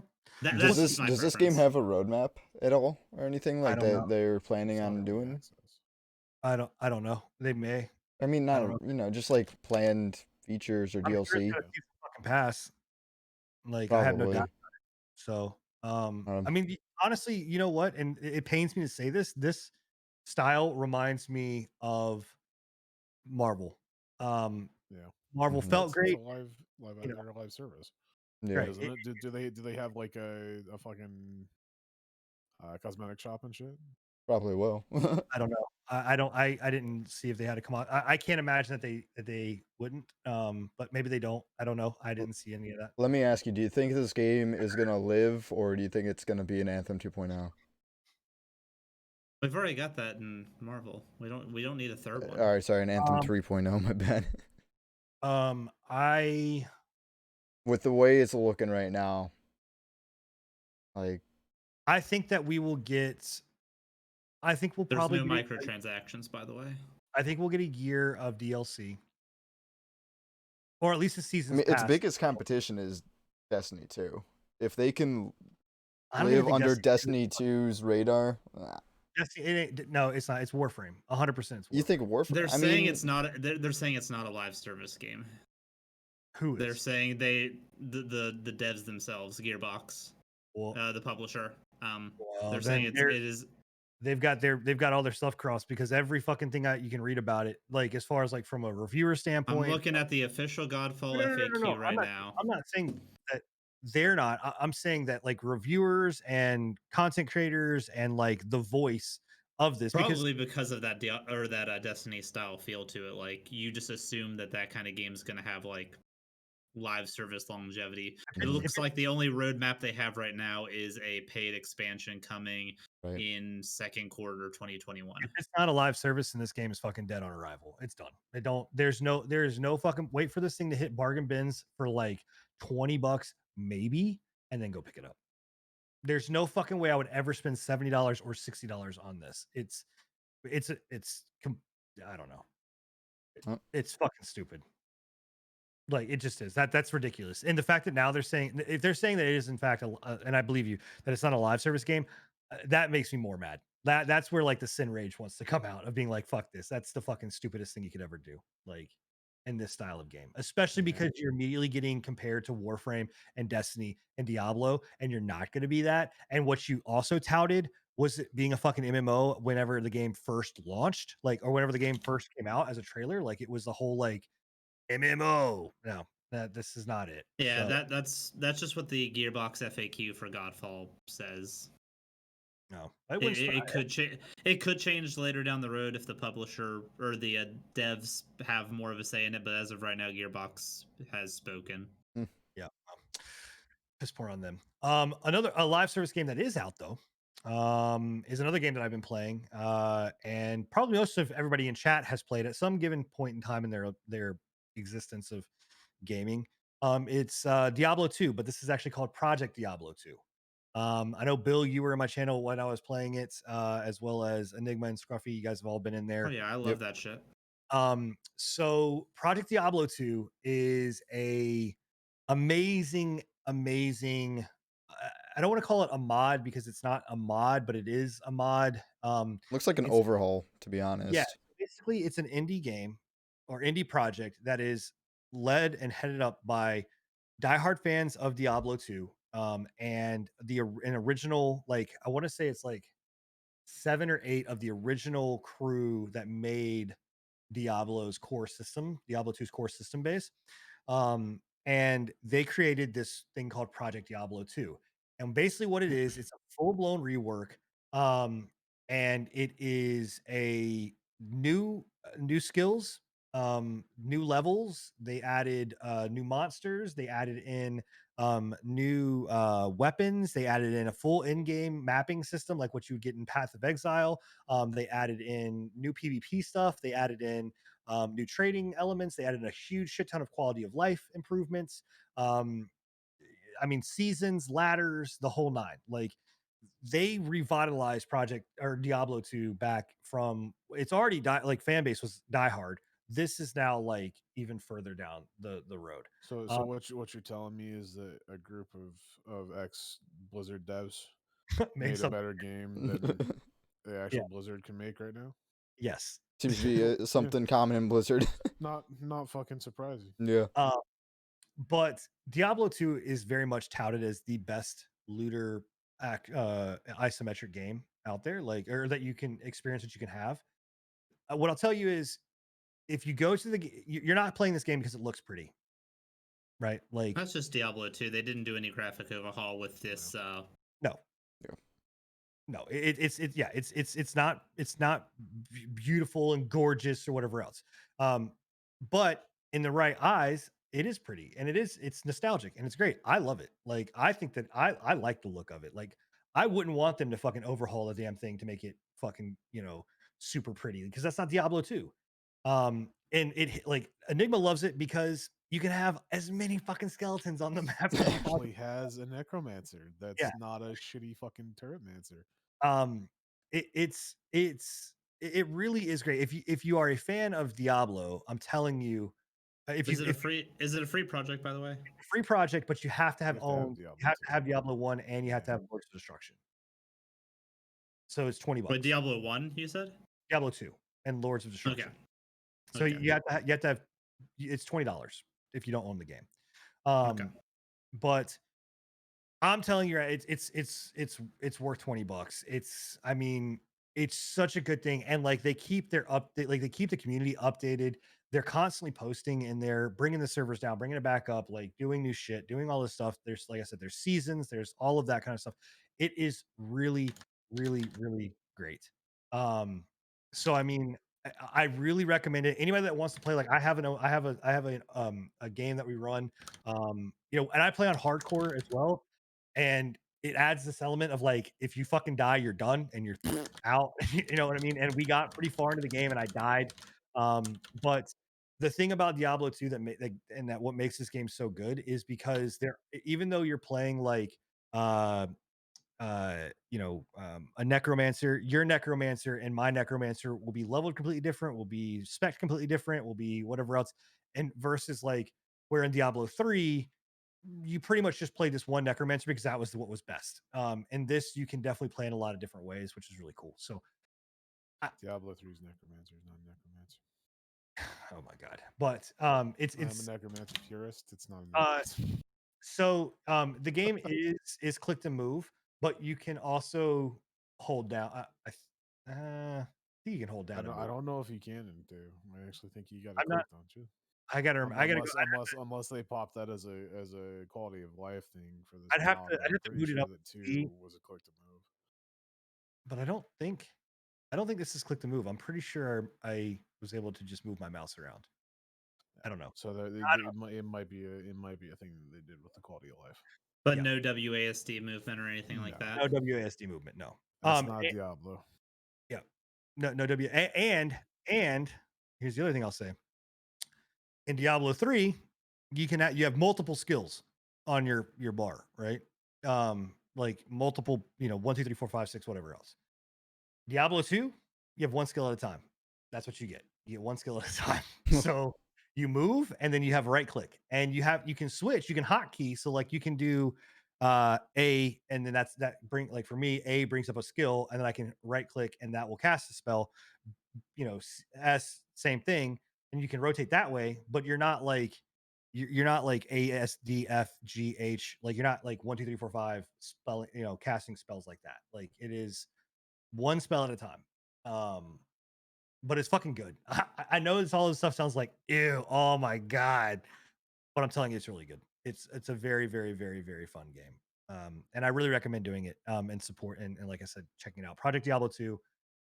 If you've never played Diablo 2, you will understand it's ugly, but you'll enjoy it. It looks like they've been blowing up and they've been doing really well. So that's good. Man, it's so good. Yeah, it's so.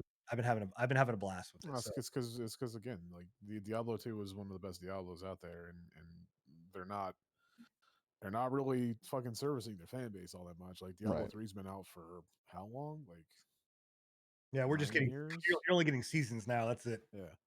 Yeah. So And Diablo 4 is not looking promising. Like, I mean, it looks pretty and everything like that, but I guarantee you it's not going to be anything close to Diablo 2. there. This is exactly like Diablo 3. Definitely nostalgic kicks in. Like nostalgia's not. You're not wrong. Chat, by saying nostalgia is a factor, but that doesn't mean anything bad. Nostalgia is, can be a very, very good thing. Because you can remember, like I said, Demon Souls. Look at it. Fuck Demon Souls. They're remaking a whole brand new. I mean, they're bringing that back out. Yeah, it looks pretty, but it's still Demon Souls. I mean, it's the same fucking thing. You know what I mean? So Now, what they need to do is Blizzard needs to pull their heads out of their asses, remake Diablo 2 in faction with a UI and a fucking graphics of D3. Then everybody will be happy and not fuck with the systems. But they're not going to do that. yeah, they're not. Right. They're Yeah. not. They won't. They're too busy working on mobile phone games and fucking Diablo 4. Nope. And the crazy thing is and that a lot. And here's the thing: I will say, a lot of people are asking why this does not get shut down, like and why this is something that's being allowed to be worked on.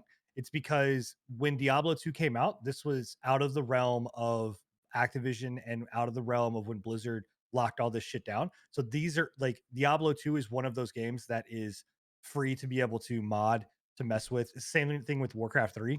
It's something that they were able to screw around with, change. Modders were able to get in, rip it apart, come up with different game types, and Blizzard embraced it.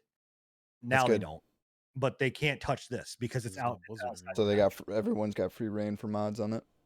Yep, everyone can do whatever the fuck they want. That's on good it. then. So, yep. So we'll see. I like seeing that it's Blizzard devs too, the old devs, kind of throwing it at Blizzard. Yep. So moving on to another game that released this week. And I have to say, guys, I don't do it very often. I don't come out here and do it very often. Yeah. But I want to hear an apology, motherfucker. Right fucking now. Whoa. I'll say I was wrong. Right fucking now. I don't apologize for shit. So in any case, I wasn't wrong by saying that I didn't think the game was going to suck. I just said that I don't know if the game is going to be that great. Assassin's Creed Valhalla, y'all need to play this shit. Y'all need to play that fucking game.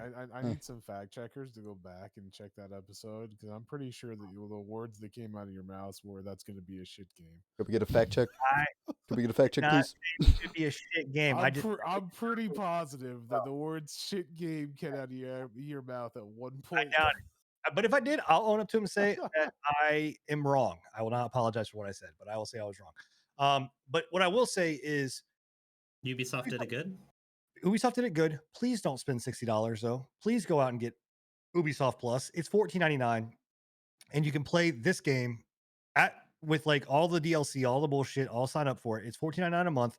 You also get Watch Dogs Legions, you get all the other Assassin's Creed, you get everything in Rainbow Six that you could ever want. Wait, do you got Rainbow Six? I've had Rainbow Six. It won't touch my system, but I have Rainbow Six. But it's a really dude. It's fucking good, man. Enigma, I'm gonna let you. I've sat here and talked for a long time. I want you to talk a little bit about Valhalla and your experiences with it. I still want to hear my apology. No, just go. No, it's good, man. Like it is really good. I knew straight from the start, like I said in our past broadcasts, that if they gave me Odyssey, an Odyssey player experience with a Valhalla Viking theme, I would be happy. And that's what they gave me. They gave me essentially the same experience that I was getting from Odyssey with a super fucking Viking theme, right? Like I hear the Viking intro theme. is like real fucking dark. It is, dude. It's fucking dark as shit. I'm not gonna spoil anything, but yeah, no, it's dark. I mean, it's pretty dark. Like if you think about it, it's pretty fucking dark. Well, regardless, again, I'm not gonna spoil anything. Yeah, I I ain't don't even seen the wanna intro. spoil anything, but like the actual story is actually really fucking good, and that's one thing that I can feature for the last couple of Assassin's Creeds is they went down the kind of action RPG, open world RPG route, and they've done a really good job, like a really super good job. And now I'm impressed. Can we both agree though? Can we just drop the Animus and the I agree. No, I completely agree with you. bullshit? 100%. If they would have brought this game out and just called it like fucking Valhalla, like Valhalla Rising or some shit like that, I would have fucking bought it out, right? Like 100%. But the fact of the matter that they have the whole Animus bullshit and the real life shit and the fucking glitching I'm and literally the fucking stupid fucking walls of glitches and shit like that, like I hate it. so dreading getting to that point. Like I'm not yet at that point where like I have to get like where you get out of the character, like you're the fucking real world bullshit. But I'm confused. Isn't the OG guy that was like in the Animus, didn't he die? I don't know. Dude. Desmond, no. The sad thing about it is Desmond didn't die. Okay. There is an actual through point. There's an actual fucking storyline lore through point from Assassin's Creed 1 till Valhalla. And like it just doesn't make it's hard to follow. I got to the Animus part last night, and you can kind of go through and do some exploration and kind of find some Easter eggs from the previous games and stuff. But again, I would have been just as happy never fucking doing that. Right? Like if I never got a chance to learn about the shit that Desmond did and all that shit, I would have been just as happy with the fucking game. That's the thing that always turned me off with Assassin's Creed games. Breaking? It is 100%. No, yes, 100%. It's especially for the fact that when you're playing it and you're just lost. Like you're lost yourself in climbing this gigantic fucking glacier or this gigantic fucking mountain. You're like, okay, I can get to the top of that. There's a fucking, there's a point that I can unlock the map from that. You get up there in the starter area, and 2 feet away from that point, there's a gigantic fucking shifting wall of like diamonds, and you're like, there's the glitch wall. Yeah. Well, there's the like that, and then also too of like when you get up to that point, it's like synchronization. It's like get the fuck out of here, man. Like or area not available. I had one last night where I climbed into a waterfall, and there was like this like pathway that led deeper into the water. Like goddamn right there was fucking waterfalls. Am I right? But I couldn't go further into that fucking cave because as soon as I got to a certain point, it was like area not available, and it made me fucking turn back around. Yeah, it's just I don't know. Like they need a spot. Like I kind of said in what Chad is saying. Like just make it so I can skip all that. Like let me just choose to skip that. Like or just honestly, just cut it the fuck out of the game. You know what I mean? Like we don't need it. Best. We just don't need it, and I think that is unanimously coming across in this that it just needs to go. I mean, how many diehard fans are there for like the entire Animus plot? Anyways, do you think there's probably a select few, but probably not many. It's the only way they can tie the Assassin's Creed name to it, though, isn't it? Yeah, Like, well, isn't that- that that's the But what- only why like tying do you think feature? they don't need it anymore? Do well, they? that's what I'm trying to say is like the people that are diehard Assassin's Creed fans don't play these games Mhm. because they Right, don't see them as actual Assassin's Creed games. I'm not playing. I'm not don't. playing this game as an Assassin's Creed game. Like, in fact, to be 100% honest, like, The last it- Assassin's Creed game that I count as an Assassin's Creed game was the one before Origins. It Brotherhood. wasn't Black Flag. no, well, Brotherhood was Syndicate, there's Syndicate. Syndicate Yeah. was the one before Origins. Yeah, that's the last Assassin's Creed game. I never thought in these my were book. Assassin's Creed games As soon until as, the as guy soon with as the they white went into coat the open was world, gone. Yeah, as soon as they went into the open world RPG stuff, it's a new series. Yeah. The last Assassin's Creed game that I like 100% say is an Assassin's Creed game was 3. See, I think, oh, so Assassin's Creed 3, that was the one where they were in the Be Revolutionary right War. back.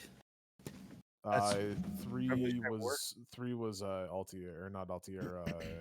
3. That's you know, Brotherhood. I don't know. It No, might have been 2 then. I can't remember which one the Assassin's Creed 3 one was was. Connor. with That was the, the one that was in America. yeah. That was America. That was the Revolutionary War one. That so to me, like Brotherhood. Okay. Brotherhood was the last one that I felt like that was because you had Altair, you had it was still based in Rome. It was all of that kind of stuff. Once you started moving out, like they really stretched, in my opinion, for 3 with 100%. America, and then Black Flag was just like like that. And see, I liked Black Flag for the simple fact that it was a different experience. I didn't But it wasn't I didn't necessarily think that it was an Assassin's Creed game. Right. Yeah, I Yeah. didn't necessarily think it was an Assassin's Creed game, but yeah, 100%. Like 2 was the last Assassin's Creed game for me with Ezio. 100%. I only ever played 1 and 2, so those are the only Assassin's Creed games I those are the know. only 2 that you needed. Yeah, and after that, I'm like, these don't look like Assassin's Creed games anymore. Even then, still, like I still look at that and go, okay, Assassin's Creed 1, Animus, have it in there, whatever else. After that, and you realize like the better portion of this game is actually being in that world, Jack, just take the Animus out of it. Like, I don't want any of that stuff. And again, it is that's the one glaring flaw in this is is the Animus stuff. The other kind of issue that I have here too is like there is some definite jank, but I think 100%. it comes with the nature of it being such an open game, like an open world for the most part. Like I don't agree with It that. seems like it's mostly the AI. It's- the worst part that I have with it is like the jankiness that I've seen was the AI. There's a lot of jankiness with the animations. There's a lot of jankiness with movement. I have a really hard time with moving on a mouse and keyboard. Like it's built for a controller, 100%. see, And I have a hard time I've not- controlling with I've not had any issues with with a like mouse. controls. I've not had any issues with movement. What I have had issues is with like the AI being fucking real weird. Like I've literally fallen off of cliffs because of the fucking movement. It gets mixed up when you're like climbing and trying to get like going from foot movement to parkour or whatever you want to call it, climbing. It jinks out really bad between that I've had transition. the issues where like you're super sticky, but I've had that issue. That's an issue of Assassin's Creed for a long time. Of like when you're running, like I'll have going to run to vault a wall, and I fucking vault and stick to the wall, and like you're stuck up here, and you're like, then you start doing this number back and forth. And you're like, just fucking vault, dude. I just want you over the wall. Like it doesn't make sense. But some of the issues that I have with like the AI is I've literally shot because I'm going for a ranged. I really like ranged in this game. I think it's fun to fucking just snipe people in the head with a bow and arrow. But you go and you just thunk right, and the dude just drops dead. Or last night, let me finish that. So he drops dead like 4 foot from somebody, and they're like, huh, and then they just like, And then they don't walk care. Like, or last night, I climb up this thing, dude. And one of the problems that I've had in these games, and maybe you get it as an assassin ability, but like if I am standing right beside somebody, I should be able to go up and grab somebody and yank them down. Yeah, you right? get it as an assassin ability. Okay, You all just right. haven't gotten to it yet. Okay, that's okay. So that's debunked. But I went up to this area and I fucking killed this dude, and he falls off the top of this like you know like crow's nest area, right? He falls down, and I'm not kidding you. He literally falls 4 inches from somebody. They don't even care. Yeah. They don't fuck, dude. They're not. They don't even They're like, acknowledge it. must have been the They don't even wind. It's They Skyrim that it's shit. it's definitely an issue because like I'm playing on the hardest difficulty with the hardest assassination or sneaking difficulty that you can play as, and they're still Oh, dumb as shit. They're still dumb as dog I'm shit. playing everything fucking on hard, but like it is. Yes, there is a hidden blade. Yeah, 100%. There is a hidden blade. I'm not going to spoil anything, but yes, there is a hidden blade. It wouldn't be an Assassin's Creed game without a hidden blade. But like I enjoy their loot system. I'm enjoying their upgrading system. I enjoy like the immersion that they do have, and I think that's what's so sad when they break it with the All I've Animus seen you get bullshit. so far is ingots in the loot. Huh? I said You- all you I've seen you get so far is ingots. Yeah, ingots. You don't get in some of the previous games, and I think Odyssey had this, or the one from Egypt. That was Odyssey, right? Origin was Origin. Egypt. Odyssey was Rome. One of the two, I can't remember which one, like dumped fucking gear on you. Like, Both at a- of them dumped gear on at it. a Yeah, rapid both of those guys dumped it. And it's not This fun one at that doesn't point. do that. This one is more about like they'll give you gear and you'll find stuff, but like you're not just going to be getting like fucking loot after loot after loot after loot. I mean, that's after good loot. then. Yeah. You know, and the thing that I do, what they encourage, how they encourage you to actually look through the map and play the game is, or explore, is by your skills are hidden in like spots in the map that you get. There are some that are in your skill tree, but majority of like your abilities are going to be things that you have to find in these books of knowledge. Where you have to actually go out and seek them out and find them in hidden places. They don't, and they, if you're playing on the harder difficulties, maybe on the easier difficulties, it tells you, but on harder, it does not tell you where they're at. So, but like the exploration and like the fucking mini games that are in it, dude, that dice game, the bones or whatever they call it, that thing is fucking addicting. Like you will legit sit there and fucking roll those dice and play that mini game. Or the fighting. Fuck, I fuck, love the fighting, dude. fuck, I like, love the fighting, man. It's so fucking fun.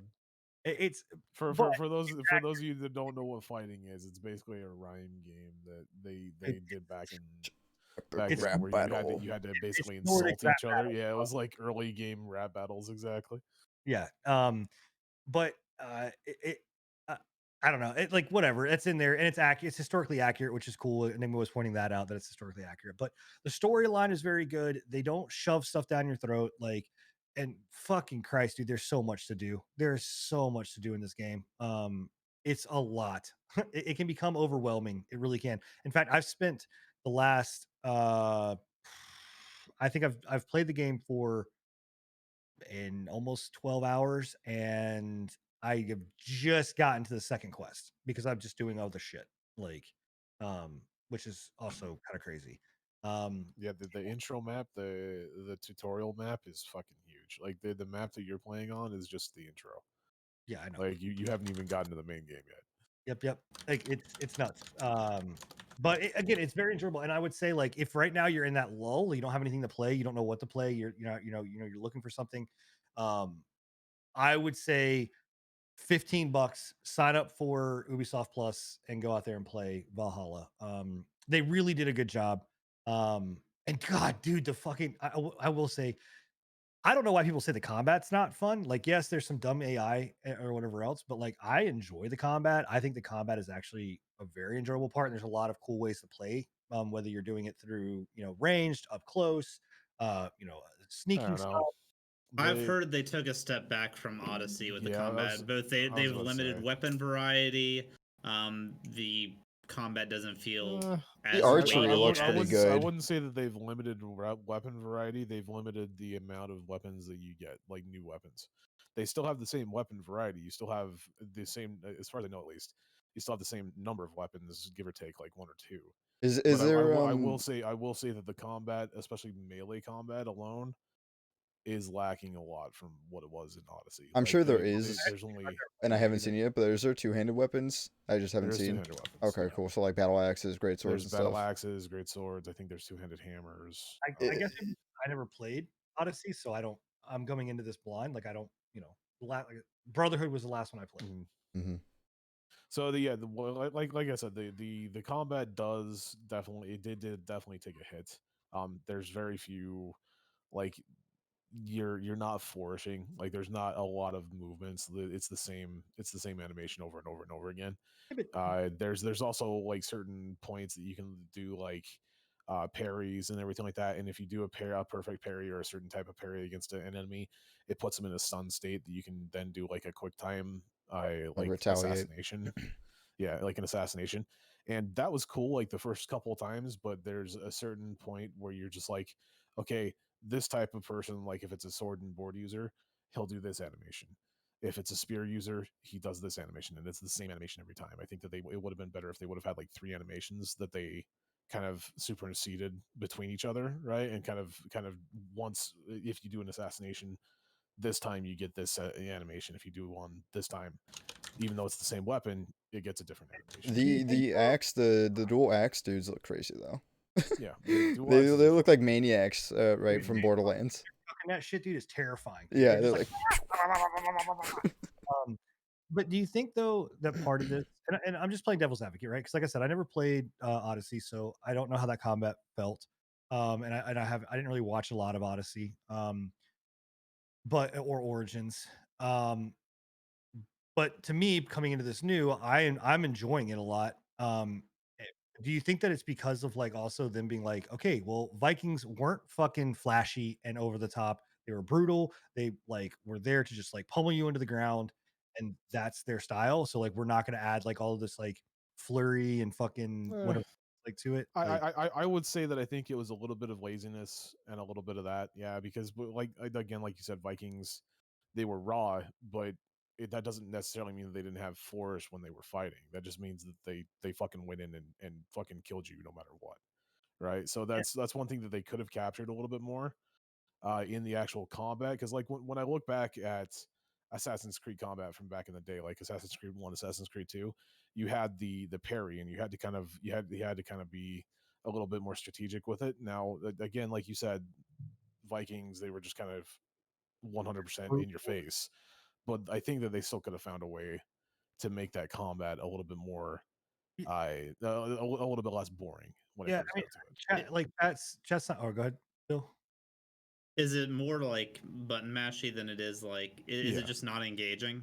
It's button mashy, and then it's it reminds me kind of I don't know if you guys have ever played like Batman Arkham Asylum, where you Just- wait for the characters to come and attack you, and then you do your fucking parry and then you attack. Maybe Yeah. it's because I'm playing that game very different than like Yeah. I'm not doing close combat. I'm doing a lot of like ranged combat. I'm my character is completely 100% melee. I don't do stealth attacks. I don't do fucking ranged attacks. I'm in your face, a berserker with a gigantic fucking sword. yeah. So I mean, maybe that's From, the difference there. But from what I've oh seen, yeah, the finishers look pretty dope. I think you dude, guys touched on those finishers are the brutal. finishers do look really nice, but that the one complaint that I can have with them again is that it's you Is it literally have repetitive? one finisher for every type. So it's like you once you've seen it once or twice, I thought I seen you start getting multiple. bored with it. You're Maybe like, I'm probably okay, there wrong, you go. but I thought I saw. It's probably a different type of enemy is what you're. How long? Okay, how yeah. long are these animations, by the way? They're like a couple seconds each. Okay, because I know like also to play devil's advocate, games like Doom and stuff have specific executions for specific enemy types too. It's essentially the And- same thing. Okay. like So I don't. Like in Doom, when you had the eyeball guy, he always grabbed the eyeball and fucking exploded it, right? Or Right. there was a certain type of enemy that he shoved a fucking chainsaw through him, right? There's that same type of deal where it's like if it's a spear wielder and you do it, he grabs the dude's spear and basically impales him with it. If it's a dude with a fucking axe and a shield, he'll take the axe, put it on the ground, stomp the dude's head into the axe. Seen that. Yeah. I mean, I don't think. Like I understand maybe some of the complaint, and I get it, or whatever else, but like I don't think it's a glaring problem with the I don't think game. it is either. I think, and also too, like a lot of the enemies like I am facing, like there is some variety that I've like seen where I'm just like pretty shocked. Like one of the guys I was facing, they fucking picked up his shield Yeah. and fucking like threw it at Threw me. it at you, and You know it what does I'm a lot of damage. I was like, Does oh a wow, shit ton I of was, damage. I was not expecting that, right? Like you're just not expecting that kind of thing. Also too, what I like is like when they have a sheet, like somebody can go up and be parrying, and a lot of games don't do this, but they're parrying, and you'll go up and you'll just fucking start wailing on them with an axe, and it breaks their shield. Like their Yeah. shield will start to crumble and come apart. So The early game stuff, yeah. yeah. The late game stuff, like if they've got a metal shield, you can't Oh break yeah, that yeah. metal shield. Well, You yeah, actually have I'm not to. expecting it. I wouldn't expect you Yeah. to. But, you know, I don't know. There's stuff in there that I think that the game, like, again, I'm not playing a lot of melee combat, so I'm playing, you know, a little bit more with like range stuff and things of that nature. But I think what it does speak to is like there are different ways of playing this. You can really play your style. Like you don't have to play Assassin's Creed. You can play very melee and in your face and raw. But they hit on a lot of elements that like I was more or less kind of being like, wow, you know, shocked about. And that they did really well. I think they just did really well, and it feels very good, comparable to another game like Watch Dogs Legions that just came out right beside it. And you're looking at both of these games, both open world style games, though different settings. One is glaringly really well, and the other one is just kind of like, Yeah. like, you know, it's okay. You know, and one of the things that was said in here is like they need to take a page out of For Honor. I don't disagree with you, but I also think that like That is a good point. that's a lot to jam into this game. And they are both Ubisoft, right? They both made the same game, but I think it'd be very like it'd be very hard to take that kind of combat system and jam it into this as well. That is fair, but I do agree with them that they could have taken a little bit more time on the combat animations because they are very basic. Like 100%, the melee combat animations, it's very stiff, very basic. Yeah. As compared to like Odyssey and Origin, where combat with a melee weapon was very fluid. It felt very good. It looked very clean. It felt very good. Like even with them being, you know, even with it being a Viking setting, Vikings had a very fluid like combat system. They weren't just fucking swing a fucking axe as hard as you can, as quick as you can, as fast as you can, blah blah blah blah blah. You Yeah. know, they had their own fighting styles. Yeah. And I wish that they would. And now I'm not far enough in the game to have like actually seen it, but like I do know like shield walls and like they had a lot of combat techniques with their shields that they used. They had a lot of combat techniques with like back to backs and everything like that. So what'd you say? Can you dual wield You shield? can dual You wield can shields, dual wield yeah. shields, yes, That's kind of Yeah. cool. and it is fucking amazing. Okay. Well, again, yeah. Hey, you know what? I'm just saying it's fun. It's a lot of fun. I'm It is enjoying the shit out of it. 100%. I can see where people are saying it's janky. 100%. It does Yeah. have some issues. It does have some glaring combat issues. It does have some glaring AI issues, sound issues, video issues where like playback is a little choppy and everything like that. But I I think think it's a smoother fucking launch than we've gotten in a long yeah, time with a lot of games. Mm. I think it's a very smooth launch, and I think that the fact of the matter is that like Odyssey and Origin released in a very, very buggy state to a point that, like, for a lot of people, they Yeah, I were was gonna say it was unplayable. almost unplayable. Yeah. So From And with this one, I've oh, heard very and little graphically, of God about people damn it, being the game completely fucking yeah, I was playable. gonna say like from a view standpoint because I've only ever seen this game. I'm not even like a huge fan of like Assassin's Creed or whatever, but like just watching this game, I mean, it does look really beautiful. The game looks dope and it looks phenomenal with the world design The and the just the environment and the everything to one have to thing do that with I it. will say is that it's a very far shot from what they've been doing. Like Odyssey and Origin were very bright games, right? Origin was in a desert, and Odyssey was in Rome, so it was a lot of bright fucking colors, like yellows, sky blue, everything like that. You go from those two to grays and bland blacks and blues, right? And there's something about it, like you would think that you would be like depressed looking at it, but like if you climb up onto the top of a fucking mountain and you're just looking over the fjords, and it's just like mist and everything like that, it brings me back to like Skyrim. And I was telling my buddy, I was like, I almost feel like I'm gonna Fusro some bitch off the fucking side of this cliff here well, in a minute. it does. I've seen later game stuff. It does get brighter. I'm sure it does. Like you moved to Britannia, so like yeah, I'm sure that it will, but I think it'll still hold that same kind of dark feel in some cases, and everything that I I've mean, seen so far, it still does have a very misty dark what a feel lot of to people it. are saying about this game is that it is putting Ghost of Tsushima to shame when it comes to like their open world and the feeling of the world. I have heard nothing along those lines. Well, Not a single thing. I will direct you to. I think you just wanted to take a shot at Ghost of Tsushima again. I'll take my shot at Ghost of Tsushima. You haven't had enough spicy takes this podcast. You need to throw one in right at the end. I'll take my shot at Ghost of Tsushima right here. The dialogue system in this game makes Ghost of Good Tsushima God, look like dude, come on now. we're good. old news. Dude, I'm just saying it makes they actually did Fucking- a decent thing, and the dialogue system in this game's not even that Do great. we want to get back into casual racism again? Oh, jeez. Beating the dead horse right there. But yeah, it's a good game. They did a very good job with it. I'm surprised that Ubi was able to bring out as good of a game as this with their recent failures. Yeah, Let's just speaking put of it that horses, way. does how many horses? I feel like horses show up a lot, dude. I'm like, dude, I'm to a point where I'm like, can you please? Like, I turn around the corner, I'm like, can you please go the fuck away? Like, I want to crawl this mountain. I want to go. I want to do it on foot. Leave me alone. Stop pressing X.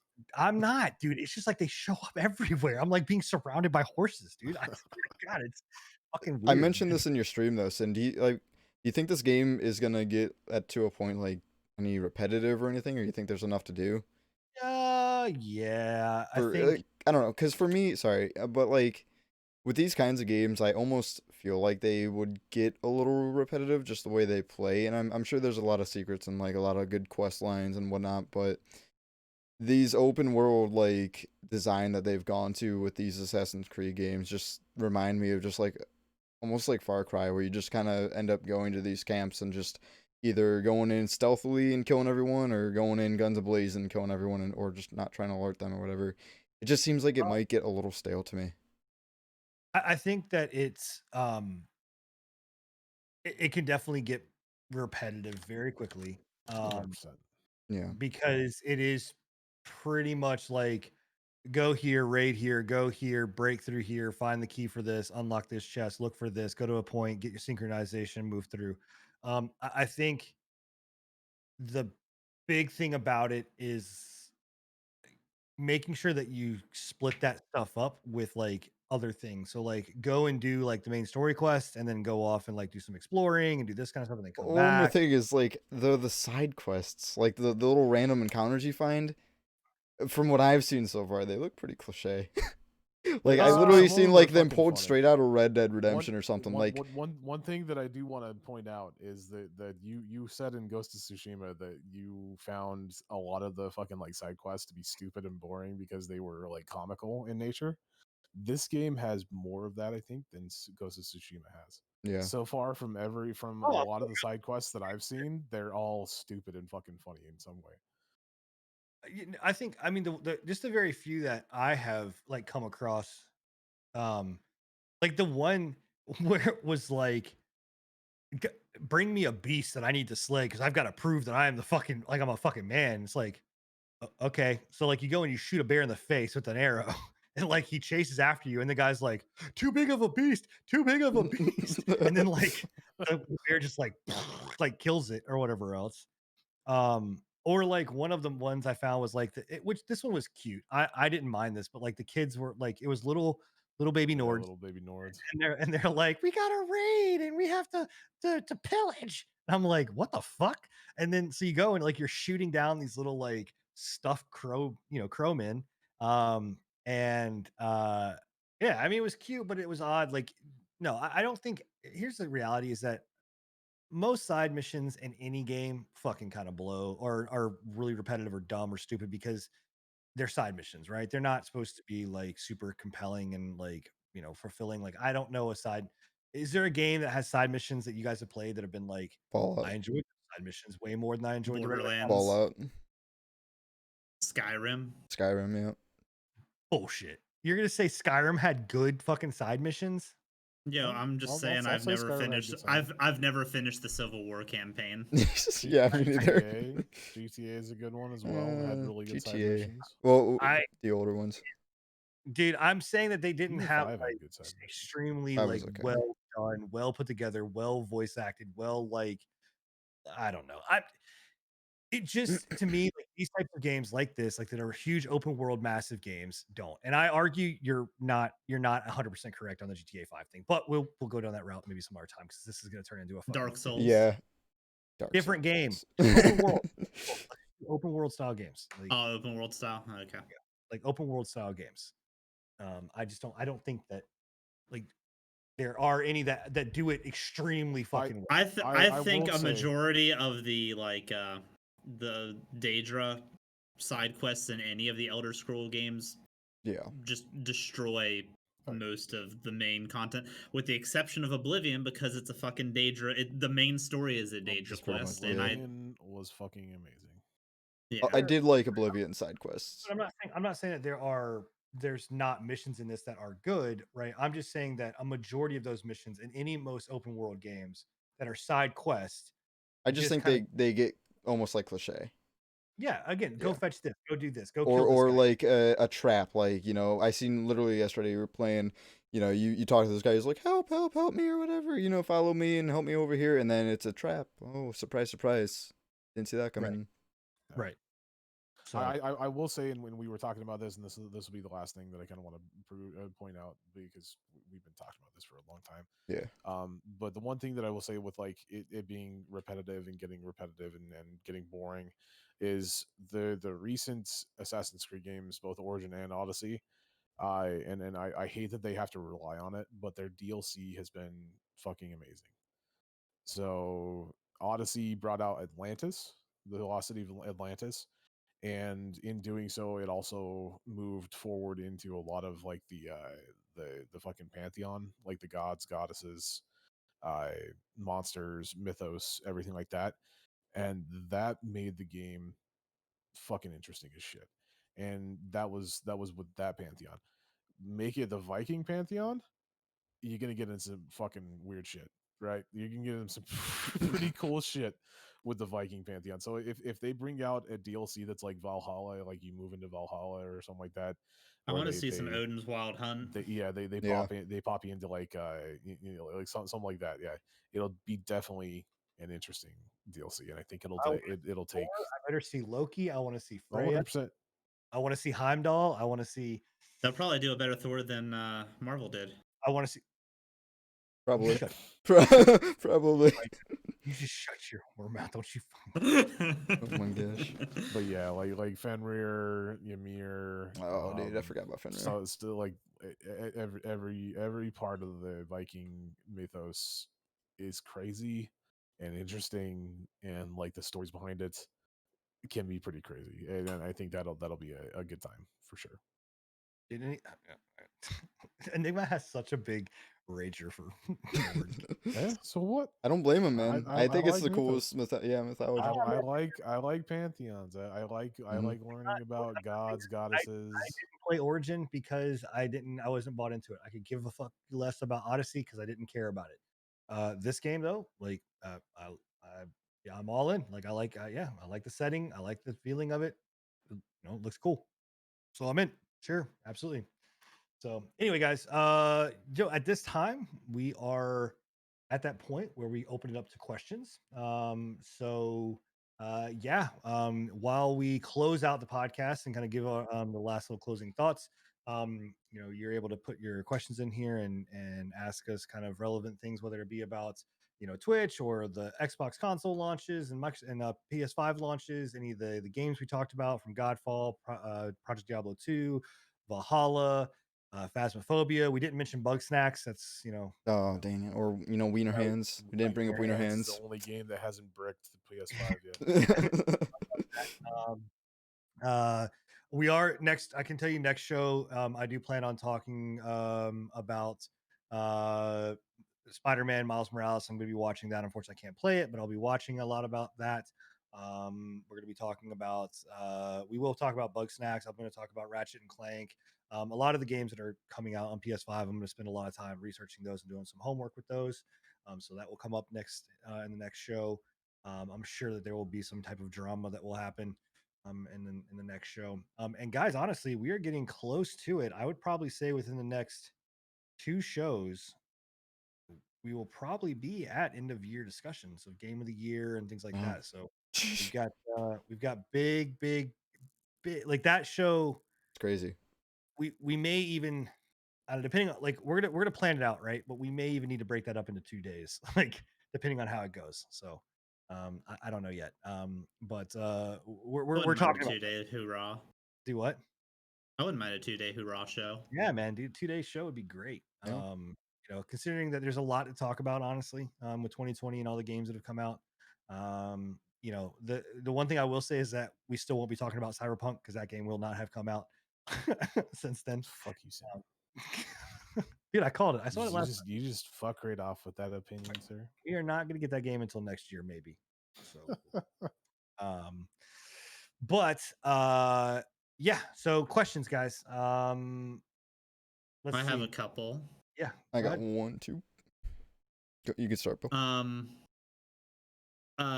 It's touching on last week's discussion, a game we didn't spend a lot of time talking about, but has anybody played Ghost Runner or have any like opinions one way or the other on it that they would like to talk about? Like, give us this quick bits. Yeah. So I actually played it via Steam Share program. It's a lot of so it's really fun. It's if you're missing Cyberpunk or wanted to play Cyberpunk, this will probably fill that Cyberpunk void because it is a Cyberpunk game. But it is Mirror's Edge meets Super Hot meets I mean that's really kind of it. Like it's a very fast-paced action-based game where like you die and then you immediately reload and you're like rerunning the level. I think it's overpriced. I think the $30 price tag or 25, I think it's $25. I thought it was 30. It may be 30. It's not worth that. It's probably Is there worth just not enough? Is there just not enough yeah, content? it's like 7 hours. It's a short Maybe if game. you do Yeah. everything. That's if you like you're 100% in the game. You can really beat it probably within, I'd say 4 hours. Which is really Does it short. not have the fun factor for replayability? If you're gonna if you want to speed run, it has that. But Are like, there multiple routes you can go through for a level, or is it pretty well like cut and dry? You have to do this, and this, and this to execute the level it's properly. pretty cut and dry from what I can tell. Obviously, speedrunners will be able to find ways around shit like hacks and stuff like that to get through Yeah, stuff. 30 but, bucks. It's fun. But like where the diversity comes in is like the abilities that you use to kill people and like how do you get through that part of it. It basically loads you up into a kill room, and then you kill them and then you move on, right? So I think it's more about like that kind of like fun factor and replayability. There is an in-game plus so where you can up the difficulty and play it on a harder difficulty, but again I don't see the replay value there, and for that kind of game it's really expensive for that. I think honestly, like, yeah, it's definitely not worth the price, like you were saying. I feel like they just need more replay of value, whether it be like adding procedural generation or a different game mode that has procedural generation, separate from the main story one. Or even like daily like runs or weekly runs or something to give more like challenges or leaderboards or something. I think that'll just add enough to make the game like justified to spend like 30 bucks on it or so.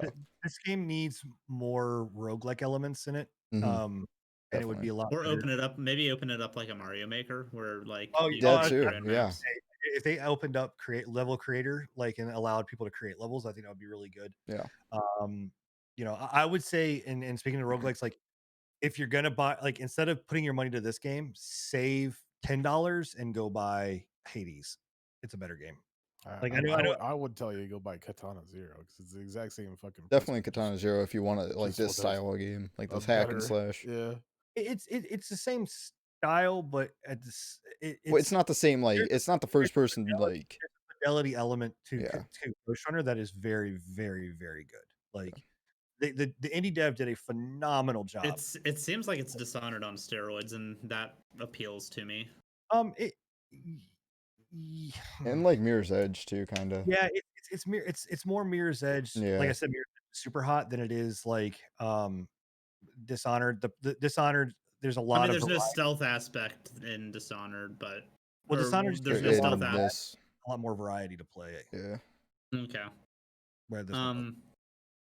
Looks good. My though. Looks only thick. other question is, does anybody plan on getting Demon Souls if it comes out on PC? Oh, 100%. Comes out on PC. I don't PC think it's probably, going yeah. to, though. Yup. I don't figure it will either because of the original being Probably not. Yeah. PlayStation I locked. But highly doubt that it we will. will see. So Maybe I if have- I don't have- Bloodborne takes that first step. I don't have. There's nothing that's confirming this at all. So please take this with a grain of salt. But there are flutters of rumors that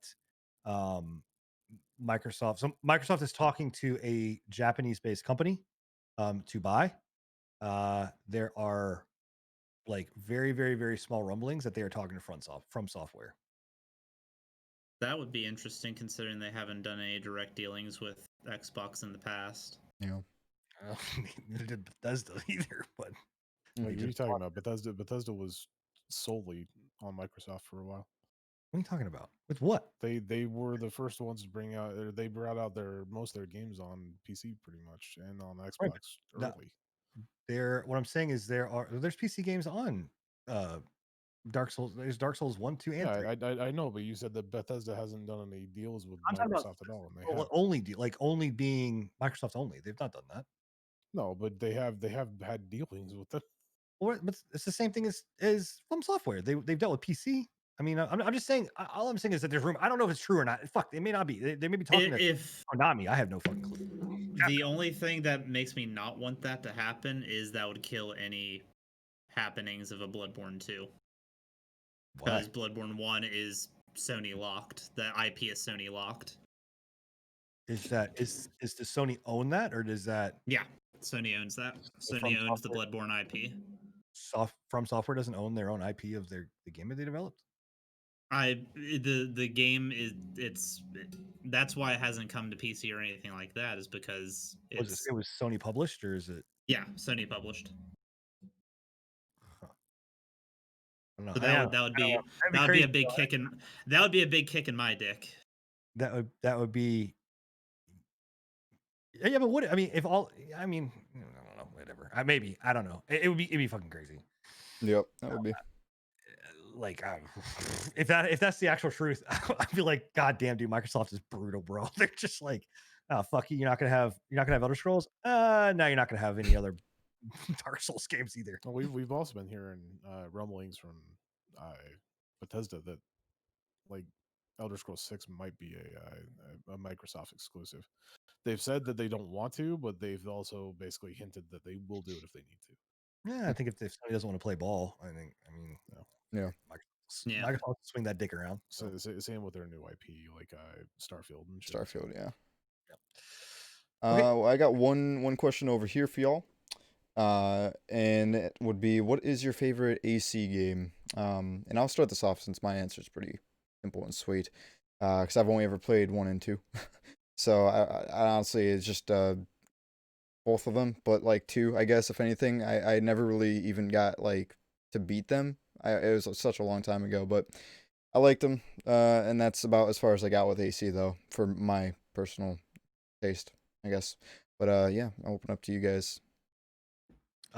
So I'm not including Valhalla as an AC game. I just can't. I'm sorry.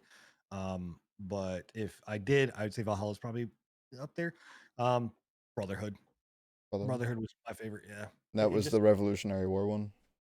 No, that was That was 3. Oh. Brotherhood was after It was a revisit to 2, wasn't it? It was- Yeah. But it did such a good job of bringing like the characters together and talking about it, and like the anime stuff was like done properly. It was a very, very good culmination of the game. I'd probably say that was the perfect representation in I'll my have mind. to play Brotherhood then. Assassin's Creed. Yeah, What about Brotherhood Bill? was great. Prince of Persia. I'm not a big fan of the AC franchise as a whole. I've played 1 and 2. I thought they were underwhelming. I would have preferred to have more Prince of Persia games, which they liquidated for the Assassin's Creed project. So I'm Not gonna salty. knock you. True enough. True enough. Mhm. You guys are you guys are probably gonna be pretty surprised about this one. Unity. Really? Why? Unity was one of my favorites because it had actual co-op mode inside of it, and I could play with my friends. Oh. And it was No one of other the first ones had Assassin's co-op? Creed's games. No, they had co-op, but they didn't have co-op like Unity did. Unity had a co-op to where you could actually like go in and do missions and play with your friend in the open world, whereas like the old Assassin's Creed games had multiplayer, but they didn't have really co-op inside I of thought they. I don't think they had. I don't think Unity or anything. I don't think they had single or co-op in the sense of co-op. I think they had multi. Like there was definitely PvP. I liked the PvP element. I thought PvP was fucking Yeah, dope. they had PvP in the original ones, and that they didn't have co-op in like I think it was 2 that first introduced Brotherhood, I know did multiplayer. not have. But yeah, they had like they had like a PvP game that was like an imposter style PvP game where you had to like blend in and act like the surroundings. That's And there was sus, 2 bro. assassins. That's Yeah. sus. It was actually a really fun. It was a really fun game. But yeah, like people were saying, they're all like, wow, Unity, what? Yeah, I know it was buggy. I realized this. It was a terrible fucking game. Believe me, I understand. I played it for 1,000 hours. I know. Dude, it's I'm fully aware. I'm fine with PvP. liking buggy games, man. I play But Fallout. the thing is that like Like any at the Bethesda point that game. it released, I had a friend that was just getting into Assassin's Creed.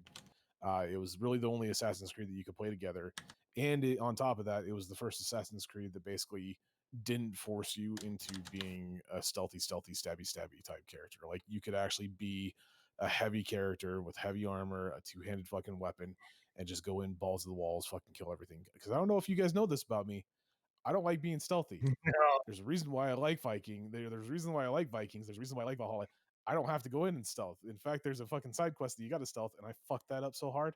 The only Don't stealthy do thing it. Enigma likes to do is if there's ghosts around, then he's. But I did love the world in Unity. I liked the French Revolution that they had going on. I thought it was kind of an interesting.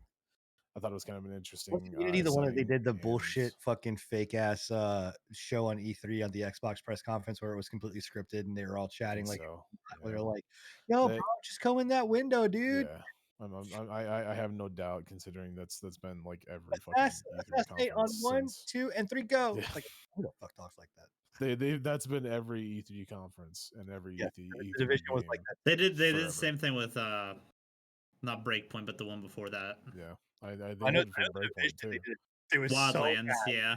Division Oh, was so Wildlands. all these games you can get on Ubisoft Plus, by the way, for $14.99. At least they did that. That's the one. My runner up would be 2 for sure. 2. And Brotherhood. Anything else? I enjoyed Any other questions? If I had to pick one, it would probably be 3. I enjoyed the Okay. Revolutionary War stuff with Connor was a and good stuff one. like that. That one, 3 was good. That was when they started to be like, look how much shit we can add on the screen at once. And it was- Yeah. I like the Revolution. That's also where they took it down the route of like, let's try fucking every modern event in the entire world. Let's push it down that way. Yeah. You've made an It enemy didn't here work out today, very well. Bill. It's fine. We all love you, Bill. Next, any other questions? I'm good over I here. do believe was that's it. That's it. Okay. All right, Awesome. guys. Well, you know what that means. You know what time it is. That means it is time to end the show. But guys, thank you so much for everybody that is here chatting with us live. You guys have been amazing. We always love engaging with our chat. Whether you're on my channel, whether you're on Scruffy's channel, or you're in Bill's channel. It's always lively, it's always fun, and it's always interesting to hear your guys' perspective as well as getting the questions at the end. If for whatever reason you were not able to stay for the entire show or were not able to catch the show live, please make sure that you go to our Spotify and or YouTube. If you are in chat, !podcast, you'll be able to get all the different links there to our show. But you can watch us and all previous episodes up there. Like I said, we are up to 22 on YouTube. Spotify will be up there shortly. And this show will be up as up there as well. It's crazy, guys, that we've done this for 23 episodes, right? I look back where I think this episode will be our 9-month. I was about to anniversary. say we're if you take that, we've done them every 2 weeks. For the most part, that's 46 weeks that we've been doing this show. Oh, And each and every time it feels like the first time. It feels amazing and new and fresh and awesome. And we love doing this and continuing to get your guys' support. So like I said, please go and hit those links. If you have feedback for us, you can hit us up on Twitter. It's pre-patch yeah, team, I think pre-patch is team. the Yep. Pretty pre-patch much team. Or just hit is any one of us up as well.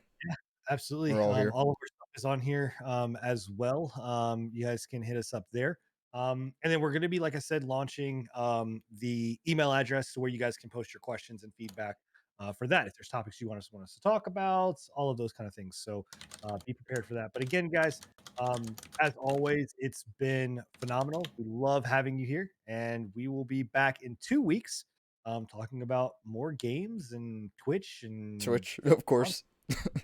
our opinions about shit, and I'm Yep. sure I'll rant about something because I can't go one show without ranting. It's You confirmed. did good this show. No, he did. Yeah. He You ranted. did good. Though. No, he did rant. He did He have did to rant, finish but the last rant. he I- did you all guys right. didn't let- You guys didn't let me rant though. It's not fair. Yeah, we need to poke him more next time. Before we end though, real quick, are we? Anybody? I'm just saying, I don't- Among Us. Anybody want to do some Among Us afterward? No, we've got the whole crew here. We'll see. I'm hitting sheets after this. We'll talk about it after. It was a rough day Ah. for me. Maybe Okay. not. All right.